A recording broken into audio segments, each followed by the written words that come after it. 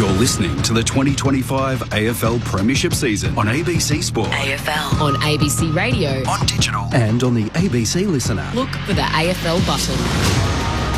Hello and welcome to Docklands in Melbourne. A crunch clash between two sides desperate to stay in touch in the top 8. Under the roof of Docklands for round 9 of the AFL. The Bombers are 12, 4 wins and 3 losses, and have won 4 of their past 5. But they do make 5 changes from their side that had a 3-point win over the Kangaroos. Archer Day-Wicks makes his debut, an 18-year-old rookie from Sandhurst. Lewis Hayes, who's been in the VFL system for over 40 games, picked 25 in 2023. And Jai Caldwell and Dylan Shield both make their return to add some experience into the midfield. Dylan Shield will be the sub this afternoon, while Saad El Houli also comes in. The Swans are a game further back at 3 wins and 5 losses. They got some much-needed confidence with victory over the Giants last week. They make the one change from the victory with Lewis Melican having been suspended, and Ben Patton makes his return. Matt Clinch with you for AFL ABC Sport. Lauren Borden to call the action alongside me. Welcome, Loz. Thanks, Clinchy. It's lovely to be here. It would have been a nice day for the roof to be open in Melbourne. It's beautiful outside, but it is closed like it always is, and we come and see these two sides who probably need to build something for the rest of the season. And coming off wins, Essendon not looking so convincing against North Melbourne, and Sydney probably in one of their better performances for the year. And I guess the Swans as well, they've had the wood over Essendon in recent years. They've won 6 of the past 7, so a good winning record there for the Swans coming across to play the Bombers away in at Docklands today. Yeah, they have had a good record. 100 games for James Jordan as well, the premiership team, and now, of course, in the red and the white. Brett Delidio was pick 1 back a long time ago now, but he is writing the story of Archer Day-Wicks, who is part of his management group. Welcome to you, Brett Delidio. Great to have your company on a Saturday afternoon. Clinchy, Loz, good to be here, and it's a special day for me as one of my boys is making his debut. I've looked after Arch for the last couple of years through the development program down there at the Bendigo Pioneers, and had some ups and downs along the journey, but real credit to the kid that he's put the hard work in and got himself pick 6 in the rookie draft last year, and now making his debut after a run of some really good footy in the VFL. So interesting. I can't wait to watch him play. I was down there for his jumper presentation. Chris Heffernan presented it to him, which was a nice touch by Essendon, and then we'll see how they go. It's pretty evenly matched teams here, I think, Clinchy. I think the Swans, they're just going. They had a good win last week against the Giants, but Essendon, they've won their last 3 or 4 as well. So we're, I think we should get a bit of a cracking game. So pick 40, a number 44, as you said in the rookie draft, Archer Day-Wicks, and then number 18, Lewis Hayes, makes his debut as well. 20-year-old, 199 centimetres as a defender. As you touched on, Lids, and the AFL Games record holder, Brent Harvey, is wrestling with the car park as he'll make his way up in a few moments' time. So the Bombers fans have come along, but it feels like this is such a big opportunity for one of these sides to take a step closer to the top 8. The Bombers are just outside on percentage, while the Swans are a game further back. Which is surprising, isn't it, with the Bombers? I didn't have them anywhere near the top 8, I don't think, at the start of this year, but they're finding a way to win. Last week, I think, was testament to that, and just getting over the line against the lowly Roos. But their ability you can see the game plan that Brad Scott's trying to implement. You can see that they are still relying heavily on some of their best players playing well week in, week out. Jai Caldwell coming back in off a hammies, a big addition for their midfield. I'm surprised with Shealy starting as a sub. I thought he might have been in good enough form just to come straight in and play, but they're still getting some games into some young players. I think there was the 4th and 5th debutants this year for the Bombers, with Lewis and Archer making their debut today. So getting a number of games into young players, seeing what they're all about, and they haven't used the word rebuild, have they? But they're certainly replenishing their list, put it that way. No, I guess we'll see as to what happens in the next couple of weeks around results in terms of the language that is coming out of the Bombers. Adam McPhee down on the boundary, the former Essendon player ringing the siren. So as players look to head out in position. The final member of our team sitting in the front row this afternoon is Alexia Pesce. Welcome to you, Lex. Hello. I can see why Brent Harvey's battling the car park. The stadium's filling up very quickly. For the Bombers, Zach Merritt has won the toss and he's opted to go for the Coventry end. I finally learned which way that actually is. So Zach Merritt wins the toss this week. Thank you, Lex. Players are starting to take their position as Brent Harvey comes rushing into the box. He's sweating. He's dripping in sweat. He's ran here. Surely he gets a gold-plated car park when he played more games than anyone else. We've got to speak to someone, don't we? We're all in readiness. Round 9 of the AFL. Essendon taking on the Sydney Swans. A chance for someone to take a giant leap in season 2025. Here's Lauren Borden to get us underway on ABC Sport. Everyone's ready to go as Goldstein and Grundy meet in the middle in the ruck. Grundy gets the palm out, looking for Heaney, dives on top of it, holds it in, and he's taken to the turf. The umpire will cross his arms and we'll have a secondary stoppage right in the centre of Docklands Stadium. Set of field to Heaney early. So Goldstein tries to bring it down again. Heaney has a go at it. He tries to soccer it away. Picked up by Chad Warner, and he's taken in a tackle by Martin Durham, and the ball's not moving anywhere again. He's got Durham for company, so a couple of little runways inside the midfield. Goldstein with front position, but Grundy wins the tap out. It's Setterfield that takes it for the Bombers. Hand pass to Martin, hand pass to Durham, who goes with a long hand pass. It's taken by Wicks, who can intercept it, but then it's brought back by the Bombers, and it's a hand pass across to Kako. He tries to get rid of it. Wicks comes in again for the Swans. Hand passes it to Roberts, who hurries a kick away into the centre of Docklands Stadium. It's punched away by Reid into some space. Running onto it is Jordan in his 100th game, and he can move the ball to Francis. The former Don might have got a few boos there as well, as the hand pass comes down towards Cleary. He's tackled close to the boundary line, and in the end, the captain of the Bombers, Zach Merritt, is happy to bring the ball over the boundary line, out of side between wing and half forward for the Swans at the moment. Scores a level, just a minute played in this first term. Warren Borden and Matt Clinch, Brett Delidio on Boomer Harvey, welcome to you. Yes, welcome. Sorry, guys. Traffic outside and parking, no good. We are happy to have your company. Goldstein one down the tap. Got it, though, in the way of Heaney. Gets the hand pass away to Florent. Kicks the Swans inside 50. Zach Reid, what a mark. Isn't his confidence continuing to grow with a great contested mark? Out the back to Mason Redmond. He kicks out towards half-back. And in the end, the mark is taken by Roberts, sliding in front and claiming the mark of Archer Day Wicks. And he turns and comes inboard to Chad Warner. As a left half forward for the Sydney Swans. Veers out to the right.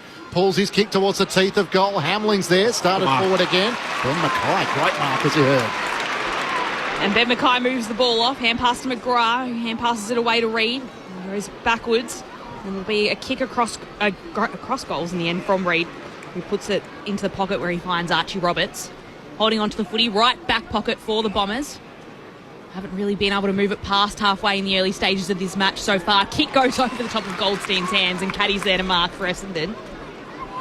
Holding onto the footy, right half back, looking backwards as if he wants to retreat to Roberts, and then unconvincingly goes with a long kick to a pack that'll form at right half forward. Grundy's there if he can mark it. He leaves it in the end for his teammate in McCartan, who sits at the back and is able to intercept and flare it out towards Blakey. Almost juggles the mark, but has time to collect. He has it in front of the two benches, turns and comes inboard casually. He's able to find Lloyd. Centre wing on the broadcast side. No score through the opening 2.5 minutes. Saturday footy on ABC Sport. Call to play on, so cuts back towards the boundary. Short 15-metre pass to Blakey. Chips it over the top to Campbell. So forcing the Bombers to man up as they look up towards half forward. It's now a congested forward 50 for the Sydney Swans as Braden Campbell swings out to his left. Kicks up in the direction of Heaney and Grundy. Grundy in the back, got hands to it, couldn't complete the mark. Tackle by Durham, got a hand pass away in the end. Hayes fires a hand pass out on Deboo. Got it to Goldstein, now away to Reid. He bangs a long kick up towards half back. Blakey's underneath it. And he takes the mark for the Swans at left half forward. Wheels around and kicks to centre half forward for the Swans. It's a good kick in the end. Coming in to push it away is Setterfield. He punches it, but it's into the path of Roberts, who marches straight inside 50 for the Swans to kick the opener. He's just missed off to the left-hand side. So just a minor score to start the game for the Swans off Roberts' boot from about 50 metres out. Sydney leading by that soul behind. 3.5 minutes played in the opening term on ABC Sport. Zach Reid brings the Bombers back into play. Kicks to Ben Mackay, and now up to Peter Wright, who at full stretch takes the mark. Tom McCartan gave him a little shove as well. So gathered it just inside the boundary line at right half back. Up towards Caddy. The two Twin Towers trying to combine. Blakey made enough pressure to spoil it. Archie Roberts tries to tackle along the boundary line. In the end, he and Lloyd collide. And the umpire says insufficient intent. Free kick going the way of the Bombers as Lloyd was looking for the boundary. And I guess in the end, he didn't disguise it all that well.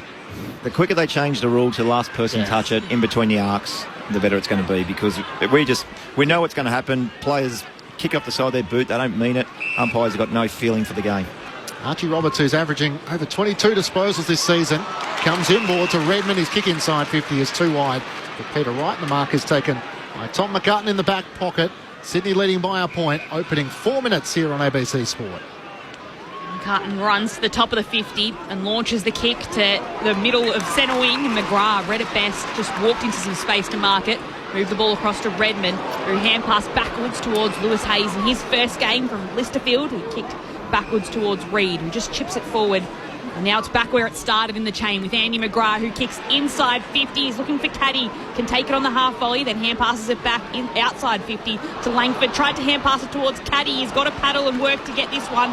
Blakey comes in to try and affect the hand pass, and in the end it's the Swans that emerge via Wicks, who hand passes it off and across to centre wing. The footy moves in, and it's McInerney who takes it, hand passes it right into the centre of the field, but it's taken by Setterfield now of the Bombers. He steals it back, hand passes it across to Archer Day Wicks in the centre, who goes backwards towards Durham. He flares it out wide, and it's marked by Martin, centre wing. I think Martin looks up, the captain's in the pocket, he wants it in that direction. He collides in the end with James Jordan, and it goes out of play. Out of bounds on the full. Free kick going Sydney's way in the back pocket. The Swans leading by a point through 5.5 minutes. I'm not sure why Essendon had the ball 70 metres out with one-on-one to head of the football, Lids, and decided to go backwards. And they actually went back 30 metres. Yeah. Jordan inboard to Lloyd, got it to McInerney, half back, bumped as he got his kick away. It was in the back. And the free kick will come back to Sydney at centre half back. It would have been a turnover. Never understood why players do that, like that push. It It just annoys me. Grab the back of their jumper and pull them down. Don't push them. Or push them in the hips, around the glutes or something like that, so you don't get the free kick against. McInerney quickly hand passes it forward to Chad Warner. He takes a bounce, darting away through the middle of Docklands. He can come laterally out to Jordan, wants to get it more adventurous than that. Hand pass over the top to Patton. He blazes away inside 50. Andy McGrath's a loose in defence. He hugs it to his chest for the Bombers. 25 metres out for his defensive goal. Goes short to Nick Martin. And then McGrath gets it back via hands, and he's just going to work the way out of 50 if he can. He takes a bounce. He's tackled to ground. He's able to just get the hand pass away back to Martin, who darts the kick into the centre of Docklands and finds Caddy. He wants to move the ball on quickly, and in the end it's overstepping the mark. And Needed that. Essendon forward will get a 50-metre penalty. Well, he had nothing to kick to ahead of the football. Sydney had 3 players by themselves.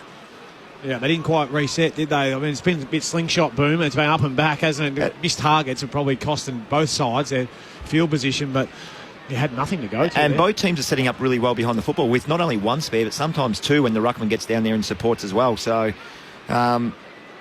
you see Sydney there, they let Nate Caddy get up the ground and take a mark 150 metres away or 100 metres away from goal. Now the mark is set at 45 metres out from goal. Nate Caddy lets loose from 53 metres out and has nailed the opening goal of the match. Yeah, got the 50-metre penalty and then a long kick from outside the arc, and he's able to put the first goal on the board for the Bombers. It's 1 straight 6, Essendon leading Sydney, just the 1 behind. The Bombers ahead by 5 points, 7 minutes played in the first term. It's Saturday Arvo footy on ABC Sport. It was a bit of mishap there by the Sydney Swans club. I'm not sure who it was that overstepped the mark. Was it McInerney? But no, Caden Cleary. Yeah, Cleary. So he had nothing to kick to. As I mentioned, 3 players behind the football for Sydney. So very fortunate for Nate Caddy and the Bombers then, because they wouldn't have scored. They were just set up way too good behind the football. So the Bombers strike first here under the roof. They lead by 5 points. Which should be an entertaining clash. Hawthorn by 35 points at the MCG over the Demons. And still to come, we've got matches, of course, in Darwin and the showdown tonight. So we'll have it all covered on ABC Sport. Back in the middle, Goldstein got the better of a bounce, which flared out to the right and will be recalled. Your old teammate, Todd Goldstein, Boomer, still punching away, 36 years of age. Brett Scott full of praise for him. He said, "I'll be ready when you need me, coach." Yeah, he's super fit and he's always prepared. So that's why he's ready. He wins down the tap here, but it's Heaney who sockers it forward. Got it to Campbell at half forward. His kick is partially smothered. Ricochet still inside the 50. McGrath read it really well. Hand pass to Sardell Hooley at right half back, and now to Redmond. Pokes the kick up to Hobbs, but well defended in the end. Vice sliding in front and spoils it across the boundary line for a throw-in. Essendon leading by 5 points. They're 1 straight 6. The Sydney 1 behind. 9 minutes gone. Opening term on ABC Sport. Will just be tossed in between wing and half forward for the Swans. Goldstein there in the ruck against Grundy. Back position. Gets a tap out towards Al-Hooley. Can pick it up cleanly. His hand pass will be intercepted by Chad Warner. Hand pass towards Heaney. Just gets it off his shin in the end. And it moves. It ricochets back to him in the end. Al-Hooley has another go at it. It's all a bit messy. Grundy gets his hands on it. Hand pass to Robe on him. He's taken in a tackle by Archer Day Wicks. And the umpire will throw the ball up between wing and half forward. Almost at centre half forward for the Swans. Grundy tries to pull it out. Merritt extracts it, and with a clearance, a long kick, puts it into the centre of the field towards Langford. Good kick, and he marks, and he has teammates running alongside him. Hand pass to Dersma. Langford keeps running out wide to left half forward for the Bombers, taken in a tackle by Blakey. He was under plenty of pressure with that hand pass, and it'll be a ball up this time at left half forward for the Bombers. Bombers leading by 5 points with Caddy kicking the opening goal of the game. Again, Essendon really reluctant to go forward there. They had 2 ahead of the football, but it was a one-on-one, so they've got to get the football and give the forwards a chance. That's all you want as a forward. The AFL Games record holder Brent Harvey with you on ABC Sport. Grundy wins down the tap to Rowbottom, kicks up towards Haywood, can't take them up, but got it down to Campbell at right half forward. Hand passes over the top of Haywood, breaks away from a defender. His hand pass is chopped off though. Nick Martin, quick 1-2 with Roberts, and he takes a bounce, flaring across half back, still a bit indecisive as he gives the hand pass back to Reid in the back pocket. Back to Martin, he has to jam it on the boot. A high kick up towards Wickstay. He's knocked off Ertzen. In the end, Blakey takes the intercepting mark with support from Bice. Jordan Ridley in defence for the Bombers. Out with a long-term hamstring injury. Will keep him out of that back 6 for Essendon. The kick comes backwards towards Rampy. He sits on the AFL logo, not sure of where he's going to move it next. And Roberts comes off the bench and takes the mark just in front of that interchange gates for the Swans. He kicks to left half forward. Corey Warner had front position, couldn't take the mark, stolen back by Essendon. Goldstein, hand pass to Roberts, hand pass to Al Hooley, and he curls the ball along the boundary line. Rampy running onto it. Gets it on his shins on the half volley, and it goes out of bounds for a throw-in, this time in front of the Essendon benches. So the ball is ping-ponging around a fair bit. Essendon ahead by 5 points. Saturday afternoon footy on ABC Sport. Battle of the defences at the moment, isn't it? Certainly is. Very much so. Brent Harvey and Brett Delidio with you. Matt Klitsch and Lauren Borden call the action. Lex Pesh here on the boundary. Jake Lloyd kicks up towards half forward. Ben Mackay read it really well. Peeled off to take the intercepting mark at half-back. His hand pass to Archie Roberts left him a bit of work to be done. Gets a hand pass back to Andy McGrath, who's been running hot. Possession number 7 as he kicks into the middle of the ground. Great pick up in the end by Perkins. The half volley to Caldwell, who's back in the lineup. Hand pass intercepted in the end. Great pressure from Campbell. Roberts gets a hand pass to Florent. Back to Rowbottom, back to Florent. Drives Sydney inside 50. Setting himself. Good mark taken by Reid. And he runs away from McLean. Looks up to the wing. Caddy's all on his own. He takes the mark. It's one-on-ones inside 50. Leading into space is Peter Wright. Can he put it in his direction? Nudged underneath it by McCartan. Umpire says play on, and the Swans will clear. Hand pass back to McInerney, who turns and kicks to Rowbottom. Stab the kick across to Rowbottom, who marks and moves it to centre half back, where he finds Patton, the former Saint. Will flare it out wide, outer side of the ground, the city wing at Dockland Stadium. Mark taken by Florent. He's got to stop and wait as well. He'll chip it forward to McInerney. Centre wing, outer side of the ground. Swans having won the last 6 of 7 against the Bombers, including 2 last year, by an average of more than 30 points. McInerney's kick is very flat. It came wrong off the boot, looking for Haywood. He had to crouch to try and mark it, couldn't do so. Now the ball's with Redmond of the Bombers. Hand pass across to Perkins. Will put the kick now to half forward for Essendon, looking for Langford. Slipped through his fingertips. Roberts is there to collect and tries to dart the kick away. It'll be a turnover again. It went straight to Dersma, who puts the Bombers inside 50, looking for Caddy. Good mark back at the flight. And Caddy marks the footy and gets 50 after the ball was knocked out of his hands ever so slightly by McCartan. Silly. He marked it not too far out from goals, but it does straighten up the angle for Nate Caddy. It was really well read by Caddy then. As soon as he seen that turnover, he started going back towards goal. The Sydney guys just ball watching a little bit, and he just got that 3 or 4 metres of space that he needed. And Caddy puts it into the second tier. He's got 2 in a row, and it's all the goals of the game so far. 2 to the Bombers. Sydney just the one behind that opened up the game. 13 minutes played in this opening term. It's Essendon 2 straight 12. Sydney just that one behind. Essendon by 11. Saturday afternoon footy on ABC Sport. Lids, I haven't seen a game for the first 13 minutes be at the start of the game being played so slow. Like both teams are it's like they're boxers and they're trying to find out who's going to throw the first punch. They're going sideways. Essendon are going backwards. They're reluctant to go forward because the spares are both set up at each end. I think that's the case, isn't it? They're defensively so set up, both sides, that they're not being able to get those handball receives, and when they try to create, then they're creating turnovers, and that's what we saw just there. So trying to pierce one through the middle, kicked into 3 Essendon defenders, and Nate Caddy, as you said, read it beautifully and got 3 or 4 metres of space. So as Law said, he has the first 2 goals of the match. His career best is 3. Peter Wright's into the ruck up against McLean. Tap comes down the way of Chad Warner. Swings the Swans out towards the wing. Pryor's underneath it. He's tackled and brought down. Cleary puts the pressure on, and the umpire will ball it up. Both of these sides started well last week. The Bombers kicked 6 goals to 2 in the first quarter against North Melbourne. Sydney put on the opening 5 goals against the Giants, and then both had to desperately hang on. In the end, they were both winners. Free kick for holding the ball.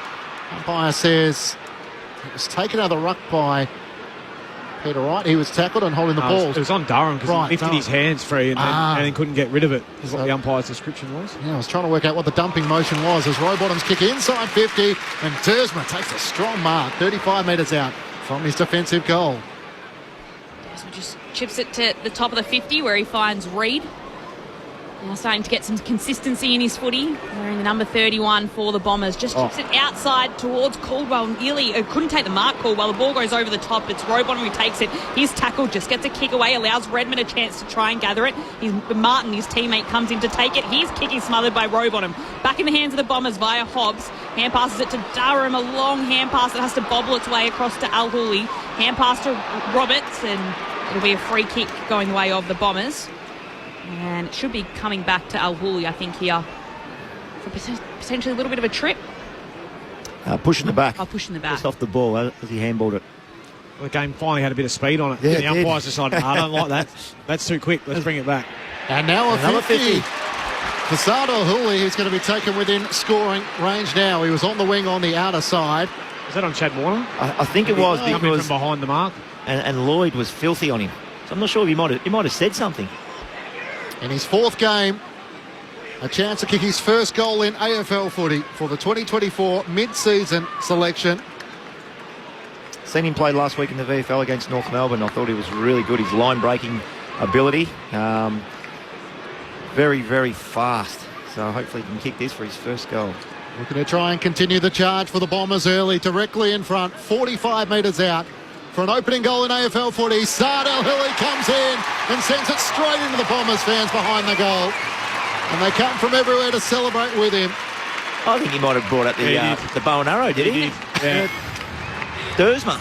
He's taken a bit of Xavier Dersma's celebration and made it his own, having made his transition from Altona, the Northern Bullants, and of course playing for the Blues before transitioning to the Bombers, being a mid-season selection in 2024. First goal for Saad Al Hooley in AFL footy, and the Bombers lead by 17 points. Brett Delidio and Brent Harvey with you on ABC Sport. Yeah, I think that the 50 was because Chad Warner moved after he was told to stand. He started going back, trying to, I don't know whether it's a coaching thing, Boom, or not, but I'm not sure. You get told to stand, you've got to stand there, don't you? Then otherwise 50. The hefty price, though, isn't it? I mean, well, everybody wants to come off the mark. I don't.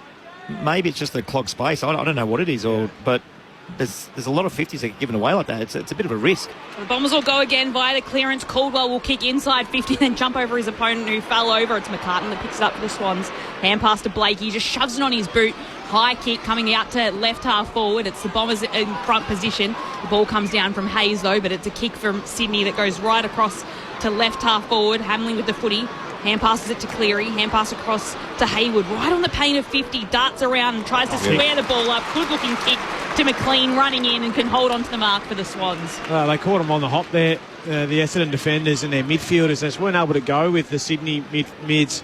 A kick went over the top. Well, I think it was from Rowbottom, initially missed, but then they followed up and they had 3 or 4 numbers there. But Hayward, vision to find McLean inside. Very, very good. So it's Hayden McLean who'll line up from almost directly in front. Largest chin in the AFL, this bloke. Huge. 35 metres out from goal to put Sydney's first on the board. And he slotted it straight through the middle. Sydney finally with a goal on the board for in the first quarter. And it's Sydney 1-1-7, Essendon 3 straight 18. Essendon ahead by 11 points. Sydney just coming through with the reply. 18 minutes we've played in the first term. Saturday afternoon footy on ABC Sport. Lidge, we mentioned the numbers getting back for both teams. If you want to score a goal with the 666, it's a centre bounce. If you can win the centre bounce and go forward, you're a greater chance of scoring with the teams wanting to get numbers back. So it was a beautiful kick. Was it Rowbottom, did you call? No, it was Hayward who found McLean. Beautiful kick, wasn't it? Yeah. Just had to come. There was nothing sort of forward of him, so we had to go a little bit sideways, and great decision and great execution in between 3 Bombers players.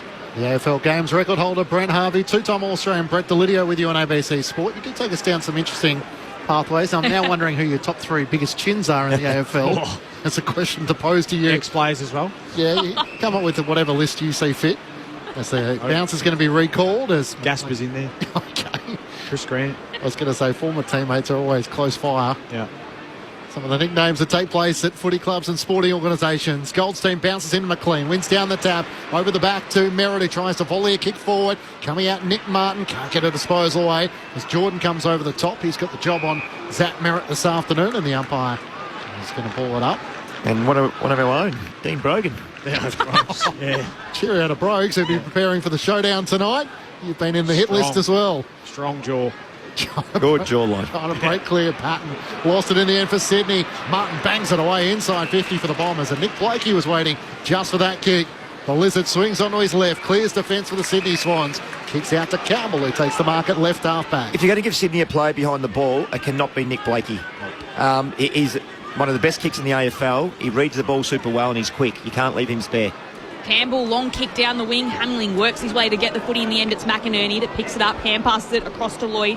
Hand pass to Hamling, who works it back to Lloyd, who goes back to Hamling. They work around. Hamling's kick off the boot is awful. It just rolls its way almost to the boundary line. Kept in by Roberts, the Bombers. Hand pass to Hobbs. Hand pass back to Roberts, who surely was out at that point in time. He was. He was in the first row, Loz, I reckon. Oh, and the umpire will come back in to throw the ball right at the top of the 50 for the Swans. Kicking towards the Lockett end to start the match. Dylan Shield, the sub for Essendon, and Angus Sheldrick, the sub for Sydney, for the 5th time this season. So he's made that starting sub spot his own at the moment. The umpire throws the ball in. It's Hamling there in the ruck against Goldstein, and Goldstein taps it away right to Reid. Hand pass to Caldwell, hand pass to McGrath. Through hand passes to Hayes, working the footy backwards, and Hayes goes with a long kick to right half forward. Caddy two hands, couldn't take the mark, falls behind him. It'll ricochet back to Caddy in the end, who tries to work his way out of some traffic. Hand pass to Dersma, hand pass back to Caddy. He weaves through a wall of Sydney players, takes a bounce, then kicks down. It's Wicks who could affect any mark from Kako, gets the footy. Hand pass to Roberts, and he'll flare the kick out wide, and will be marked by Lloyd of the Swans. Well done. Contested to uncontested. Got the ball back on their terms, the Sydney Swans. Bombers by 11 points. Jake Lloyd with a great kick into the middle of the ground. It opens up for Rowbottom. Wants to get the hand pass over the top to McInerney. Looks up inside 50. Kicks out in front of Heaney. But getting back Pryor. Takes a courageous mark. Going back with the flight. Relieves the Bombers once more. Short to McGrath. Another possession for him up to 9. Trailing Nick Martin with 11. They switch it out to right half back. And Xavier Dersma takes the mark. He decides to go back by hand to Reid. Trying to draw Campbell. Back to Dersma. Hand pass over the top to Roberts at right half back. He kicks up towards Peter Wright. It won't get to him. And Francis takes the mark in front of him. The Sydney Swans repel. Aaron Francis, long kick inside 50 for the Swans. It's a 2-on-1, not favouring Hamling, and in the end it's well done by Reid to take absolutely. the mark. There's no need for him to run into him there, I don't reckon. And he gets the 50 as well. The old backman becoming a forward, make him earn a trick. Yeah. That's old school. That's old school sort of behaviour, that. Oh, it's a poor kick. And the kick is an absolute turnover right to Rowbottom, who didn't have much trouble intercepting that kick. And he marks it now at centre wing. So I think all three of the first goals of Essendon were all off 50-metre penalties, with Caddy having that one that straightened him up as well. So a few 50-metre penalties today for the Bombers, as the kick from Rowbottom will also be a turnover. Zach Reid comes in to take it, but it's a free kick going the way of Hamling now. So Reid infringed on Hamling. It was Mackay blocking out Hamling there. Reid took a great mark, intercept mark, but Mackay was trying to protect his back and just shepherded out Hamling, which the umpire saw. I think there's much in it, to be honest. Joel Hamling kicked a goal last week against the Giants as a forward. Loads them inside 50. McLean can't take the mark. Heaney front and centre. Hand pass to Campbell. The left footer places right across the face of goal and out of bounds on the full. From the left forward pocket goes out of bounds on the full in the right forward pocket. Just couldn't get the banana to curl in the way in which he was trying. We got stats on Merritt. What's he had? Zach Merritt has had 2 disposals. Doing a great job, James Jordan. James Jordan. Everywhere, wherever he goes with him. He's had some good scalps this season, including Lachie Neale, who spoke early in the season about not working hard enough. He's Pryor for the Bombers on half-back. Kicks up towards Peter Wright. Up against 2. In the pack was Tom McCartan, and Francis coming in from the side, and off hands it goes out of play. Saturday afternoon footy on ABC Sport. You can get in touch with us on the SMS 0437 774 774, as John in Edgewater has done. Thanks for the great call. Biggest chins in AFL history must include Brendan Favola. Oh, yes. Even Fev's got a shout out. He's there. Sardar Hooley puts the kick inside 50, and again it's Blakey back there for Sydney. And if they don't change that, Lodge will be calling that all day, because he's the one. Because he's going to use his football, because that's what he does. Read it from a mile away. and takes the footy. A long kick right to centre wing, hoping for a mark from the front from McLean. He can bring it down. Goldstein put pressure on him. Dersma has a go for the Bombers. It's Heaney that extracts it. Hand passes it away to Cleary. Hand passes back towards McInerney, who'll switch the kick onto the broadcast side off the ground. It's well done by Dersma to stop the mark being taken by Florent, but it is Sydney that still emerge. Bites with it now. Darts the kick again to a 2-on-1. This time Mackay has front position on Hamling. He's had a great start, Benny. Benny Mackay's had a great start to this game. He's a confidence player as well, as goes back to Zach Reid and straight through the middle. It all opens up for Sam Durham. He decides to kick it as long as he can. Sardell Hooley is on his own on the wing. Takes the mark. He swings onto his right-hand side. Pokes the kick in the direction of Langford. It leads up and marks at centre-half forward. 45 metres out from goal. Some good transition by the Bombers from their defence to attack. It was poor positioning by Francis there, because he had his man there, but he had Nick Blakey behind him as well, so he should have just taken front position. Yep. The ball went longer. Blakey would have come over the top and spoiled it, but the position there by Francis just need to be better and probably in front. Was he getting boozed, Francis? Was he? Yeah. Did he ask for the trade, or was he sort of let go and then picked up by the Swans? No, I thought he was let go. That's what I thought. But anyway. Can't pull a player like that. I wouldn't have thought so. It's a bit rough. He was a high draft pick back in the day, pick 6. Here's Kyle Langford looking to try and get his season going. He misses out to the left-hand side. And a minor score. The Bombers by 12 points. Kyle Langford had that hamstring injury until Anzac Day, and just the 4 goals for the season, his first blemish. 4 goals, 1 now, with the Bombers leading by 12 points. Nick Blakey brings it in and just chips it across to Roberts, sitting in the left back pocket. And he's just called his teammates across to this Dockland side wing of the ground. Kicks down towards Grundy, who's at the back. Francis can get a fingertip across to punch it towards Lloyd, who's taken in a tackle by Redmond down to the turf. Perkins can grab it and spend the spiralling kick inside 50. Blakey, there he is again. Just read it best. Sits down. This time it's a chest mark for the Swans defender. And then he puts the kick out towards Florin, who'll mark left half back. Just going to keep a little note, Loz. I reckon that's 4. Of how many we've got so far? The old Blakey. 1, 2, 3, 4. 4 in the first quarter. Still a couple of minutes to play as well. Essendon leading by 12 points. Saturday afternoon footy on ABC Sport. Kick comes across to Bice. Hand pass to Roberts, and he'll put the ball right down the line. It's an intercept this time to the Bombers and to Nick Martin, who holds on to it, centre half back. Still time for the Bombers to put another goal on the board in this quarter. The leading mark players on the ground. Nick Blakey with 6 and Zach Reid with 6 as well inside their defensive arcs.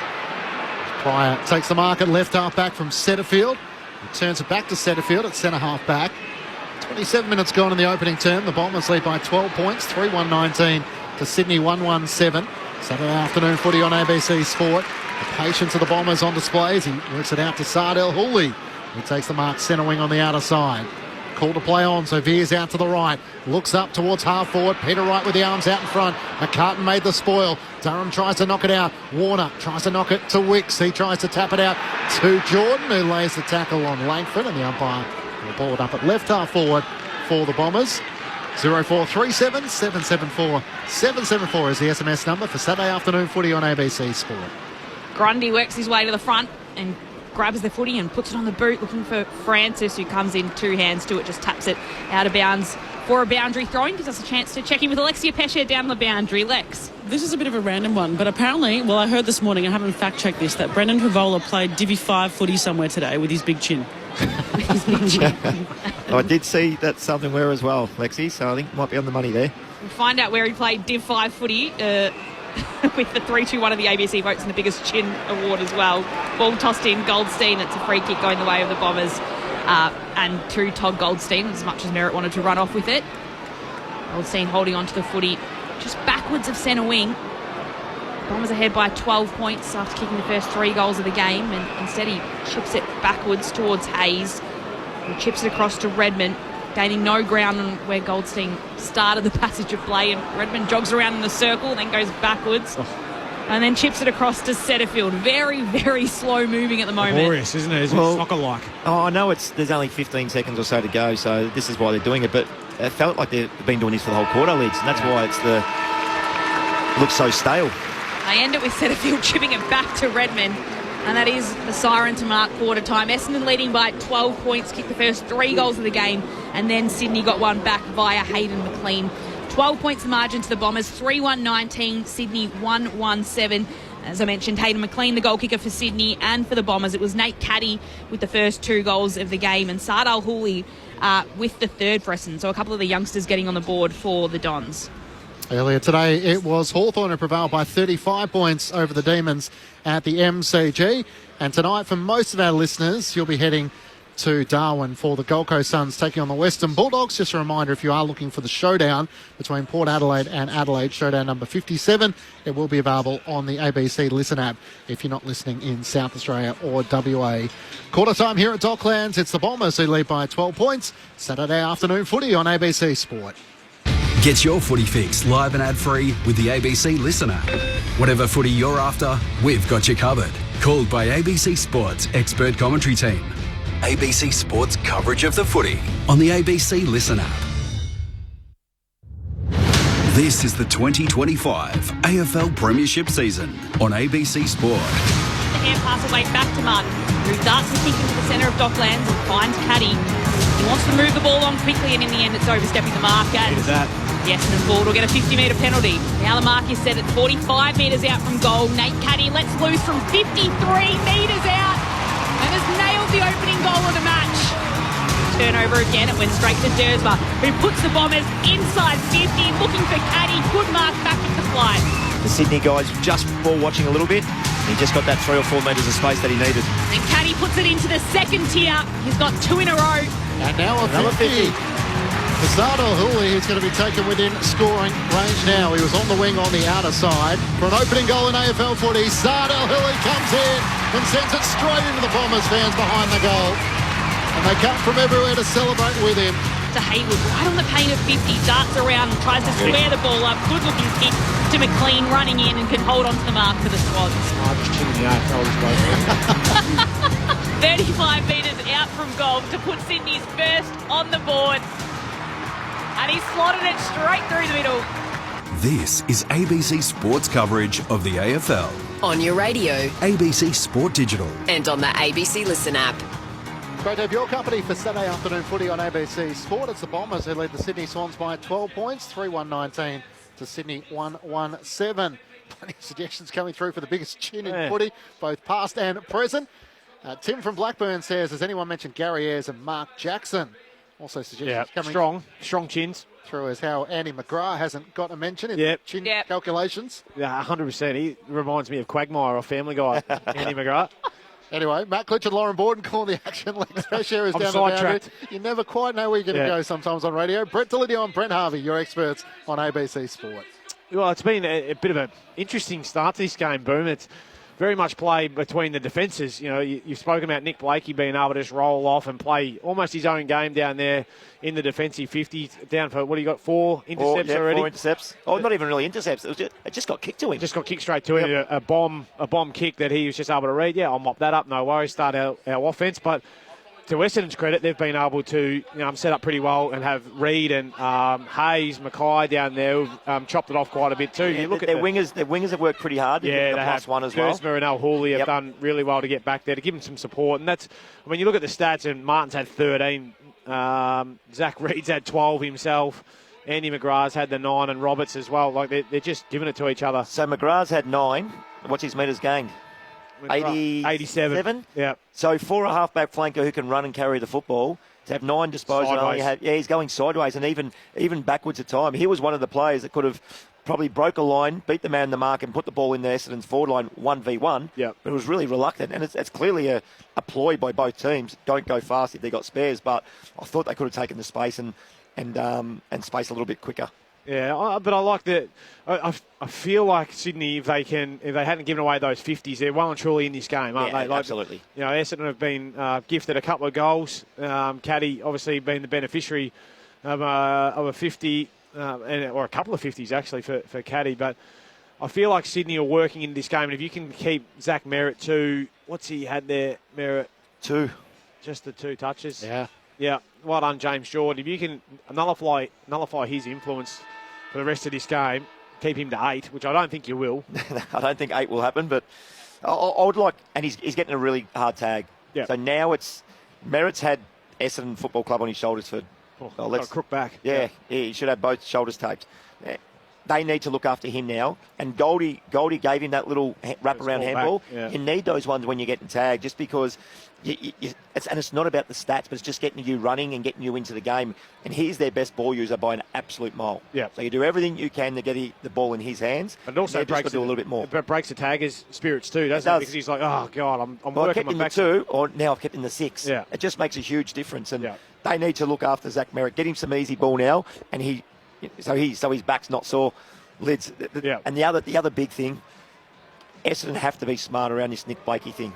If they leave him the spare, they should have not a player go to him, but as soon as they generate a spare, they go, rightio, just go from, I don't know who else is down there, somebody. Nick Blakey cannot be the spare regardless of what happens. Yeah. They need to organise that better. Or send Martin to him and say, right, you've got to stay really close, generate your footy, but Yep. make him accountable. If you're just going to go up there and get it up around the stoppages and kick it straight back to him, don't worry about it. Yep.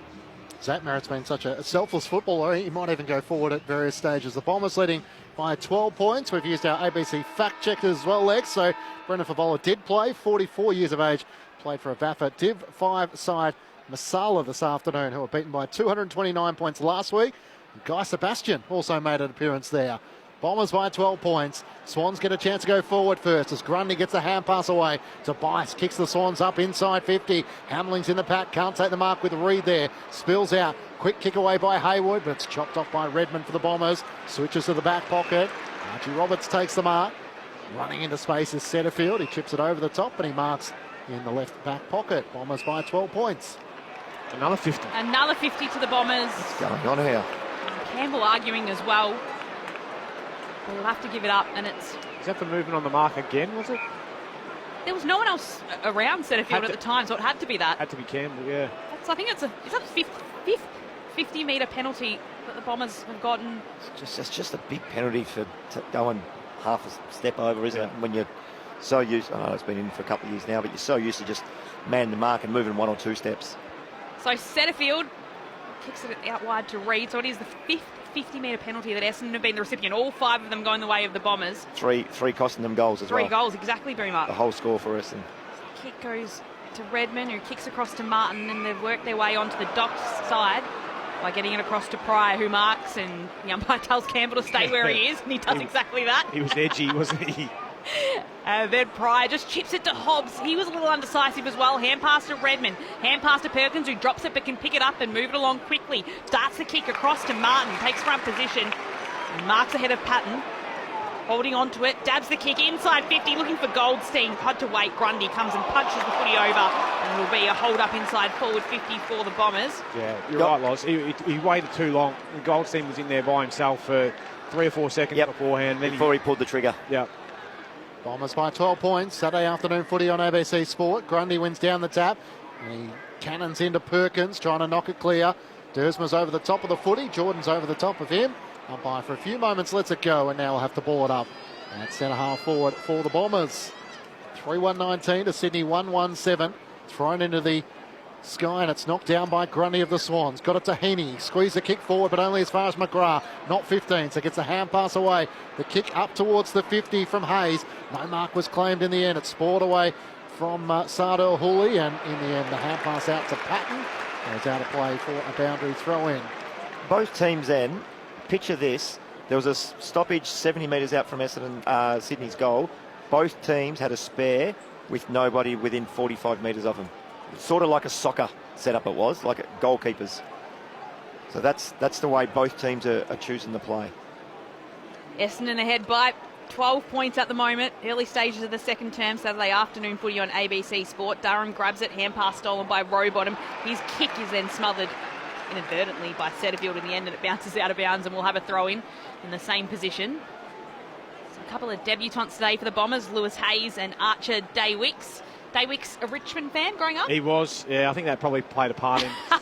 Who was his favourite player? Did you ask him? No, it wasn't game. I didn't want to get let down. Number 3. So both of those starting today. It's Dylan Shield, the sub for Essendon, and Angus Sheldrick for Sydney. As the ball is tossed back in, it'll be another stoppage just inside the boundary line this time. Bit of a pile on top of Durham, who had the footy. Umpire quickly tosses the ball up. Goldstein palms it away. It's Heaney that collects it though. Hand pass to Lloyd. Merritt taps it down towards Al-Huli, who can work the footy to his advantage. Kicks inside 50. 5. And who has intercepted it, Boomer? 5. Nick Blakey. Nick Blakey intercepts it yet again. He kicks out wide, out to right half. Oh, it's trouble. Back towards Corey Warner. Hand passes it away, and then Warner gets it back in the end. From Bice, he'll kick it right down to centre half forward for Sydney. It'll bounce its way inside forward 50, taken though by Reid, who hand passes it across to Goldstein. Andy McGrath got a crucial touch in there and deflecting the Bombers from defence. Kick out towards Sardell Hooley, who takes the mark at right half back. One of 5 inclusions for this afternoon's match, and he's had a good influence early. Hand pass back to Reid, straight down the middle for Goldstein. The old Gold swings onto his left, kicks it in the middle of the ground for Setterfield, who decided not to play on. Pushes back behind his mark with Rowbottom standing there. Looks out towards Zach Merritt, who has gone forward. Tripped in the end as he might have been leaked by his own foot, and James Jordan kept his foot. So he wins the battle at right half back and takes a bounce. Bounding away in game 100. He ran too far! He went to touch the ball on the turf, but it was after the umpire had blown his whistle. And James Jordan, all of a sudden, with so much territory, he lost his steps. Wasn't used to it, was he? No, free kick going the way of the Bombers on the wing. And it's taken by Pryor, who kicks them up inside 50. Peter Wright's in the pack. It's spoiled down. Blakey can't gather. Hobbs tries to break through a tackle from Rampy. Hand pass comes out to Durham. He kicks a centering ball in the direction of Al-Huli. Sliding on his knees, he dropped the mark in the end. Now he has a problem as it's gathered by Rampy. Gets the hand pass away from half back. The hand pass from Cleary left a bit of work to be done. Durham for the Bombers. Hand pass to Goldstein. Now the hand pass to Redmond. Loves a long-range goal. Kicks to the pocket. Merritt! This time used his body superbly. Clever. So I was just about to ask, because he came out of the last one from full forward with James Jordan on him. I was wondering if we had good forward craft. Now that mark there is forward craft at its best. For a small forward, held the space. There was no James Jordan there, Boomer. It was Bice. Bice. Oh, Bice, that's So why he's there'd got be it then. nothing worse as James Jordan He'll was be filthy. pinged for running too far on the wing. Didn't get back. Comes into his opponent. Zach Merritt, the Bombers captain, swings onto his right. He is everything to everyone in the red and black. And despite having had only 2 disposals in the first quarter, he goes forward and kicks a goal here. So up to 3 disposals for the match, but has a goal. Setterfield has the job on Isaac Heaney as well.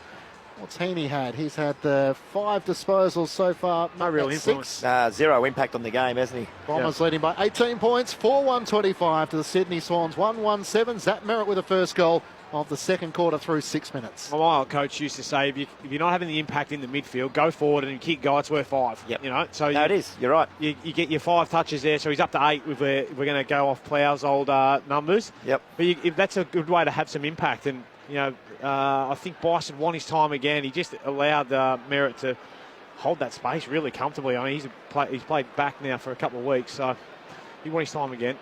He's gone to full forward too, Merritt. Ball tossed up in the middle. Heaney tries to gather and collect, has a couple of goes at it, can't pick it up cleanly. Bice can just try and affect Day Wicks and push it backwards. Wicks has a go at it, taken in a tackle. Umpire says play on, and it'll be a kick from Day Wicks, who will just bobble this ball towards goals. First goal? And he'll kick it. First game, first goal for Archer Day Wicks. And every single player on the field comes to give him a hug, to tap him on the head, and to celebrate the second quarter of his footy career. And he took his opportunity just to put the ball through and dribble it through goals.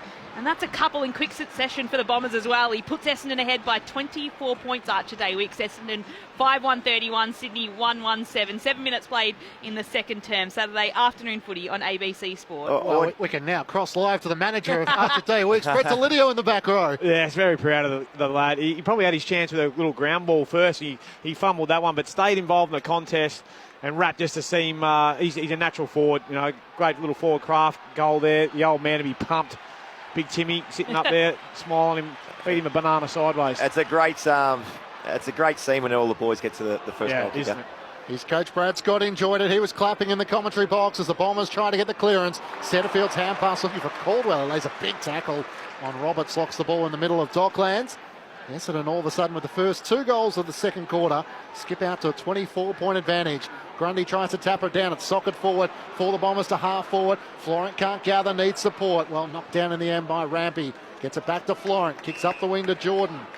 He might have moved off Zach Merritt as he takes the mark. He looks to switch it back into the middle of the ground. Works it through the hands of Sam Wicks, and now to Blakey at half-back. Possession number 10 coming up for Nick Blakey. Zach Reid leads the way with 15 for the match across half-back for the Bombers. Carton marks at left half-back. Back to Blakey. Tries to create some run and dash as he chips it over the top to Roberts. Thought about giving him the hand pass back. Now kicks out to the broadcast side. Oh, they can do this all day. Yeah. He takes the mark. Nothing's going to happen. They're not going to score. They kicked one goal. What are they? One goal for the game. And they're happy to go sideways and as slow as anything. So Rampy loads up on this kick. He'll get it right to the top of the 50. Francis at the top. It goes through his hands. It goes at the back of the pack in the end, and Roberts just chases after it. So gains some territory, but not a whole lot more than that. But they went sideways 3-4 times. They wasted 25 seconds and went to a 3-on-2 anyway, Liz. Yeah. Just go quick. Go the first quick. one. You're nearly going to get a one-on-one every time if you can go quick. 45 metres out from goal, ball to be tossed in. It's Goldstein that palms it down towards Dersma. Kick is smothered by Heaney. He'll have a shot at goals, and he just fired off on it. And it's a minor score off to the right-hand side for the Swans. Essendon's lead just cut back to 23 points. Sydney 1-2, Essendon 5-1. What's Warner had there? Can someone see? Chad Warner has had the 5 disposals. Yeah, they're the big two, aren't they? Yeah. Warner and they have to and Heaney to win. Yep. And they just, 5. It's not a terrible game or a start to the game, but there's no influence. Right, that was Warner's first touch in this second quarter. Bombers leading by 23 points as Andy McGrath brings Essendon back into play. Kicks out towards Peter Wright. Arms outstretched. He takes the mark in front of McCartan. It's a well-executed plan for the Bombers. He turns and gives it back to McGrath. The kick-in duties. Gets the hand pass to Redmond. Through the middle of the ground by hands to Setterfield. Over the top, reaching for it. Caldwell. He gathers top of the 50. Inboard hand pass. Finds Perkins. Standing start from 40. Another one for the Bombers. Wow. As they slam through 3 on the trot. To stretch it as wide as it's been. It's out to 29 points as they make their move. 6-1-37 to Sydney 1-2-8. Brett Harvey and Brett Delidio with you on ABC Sport. You can see the difference there, Boom, can't you? There's their ability to want to take the game on. Peter Wright, really strong mark there presenting up the line, but no hesitation in giving that handball receive to Andy McGrath, who kicked it out to him in the first place. So, yeah, I think you can see the contrast, can't you, with both teams and their styles at the moment. Sydney trying to play that perfect game, no trust in their forwards to kick it to a 1v1. Whereas Essendon just happy to get that ball and get it moving through a handball chain, but get it in there to an open 50. 5 forward handballs then, Lids. Yep. 5 forward handballs by Essendon, and it just got the momentum going, and beautiful finish by Perkins, but surprise, surprise, put a little bit of speed on the ball. Don't give the opposition time to get back. The defenders are scrambling, and something normally happens. 3 goals last week, Perkins, and another one here today is from the middle. It'll be Chad Warner. Takes the footy, hand passes it backwards towards Bice, flares it out wide, but does move the ball quickly towards McInerney. Got the one-on-ones. Second centre wing, puts it just out wide towards Roberts. They've got one-on-ones. They've got to go.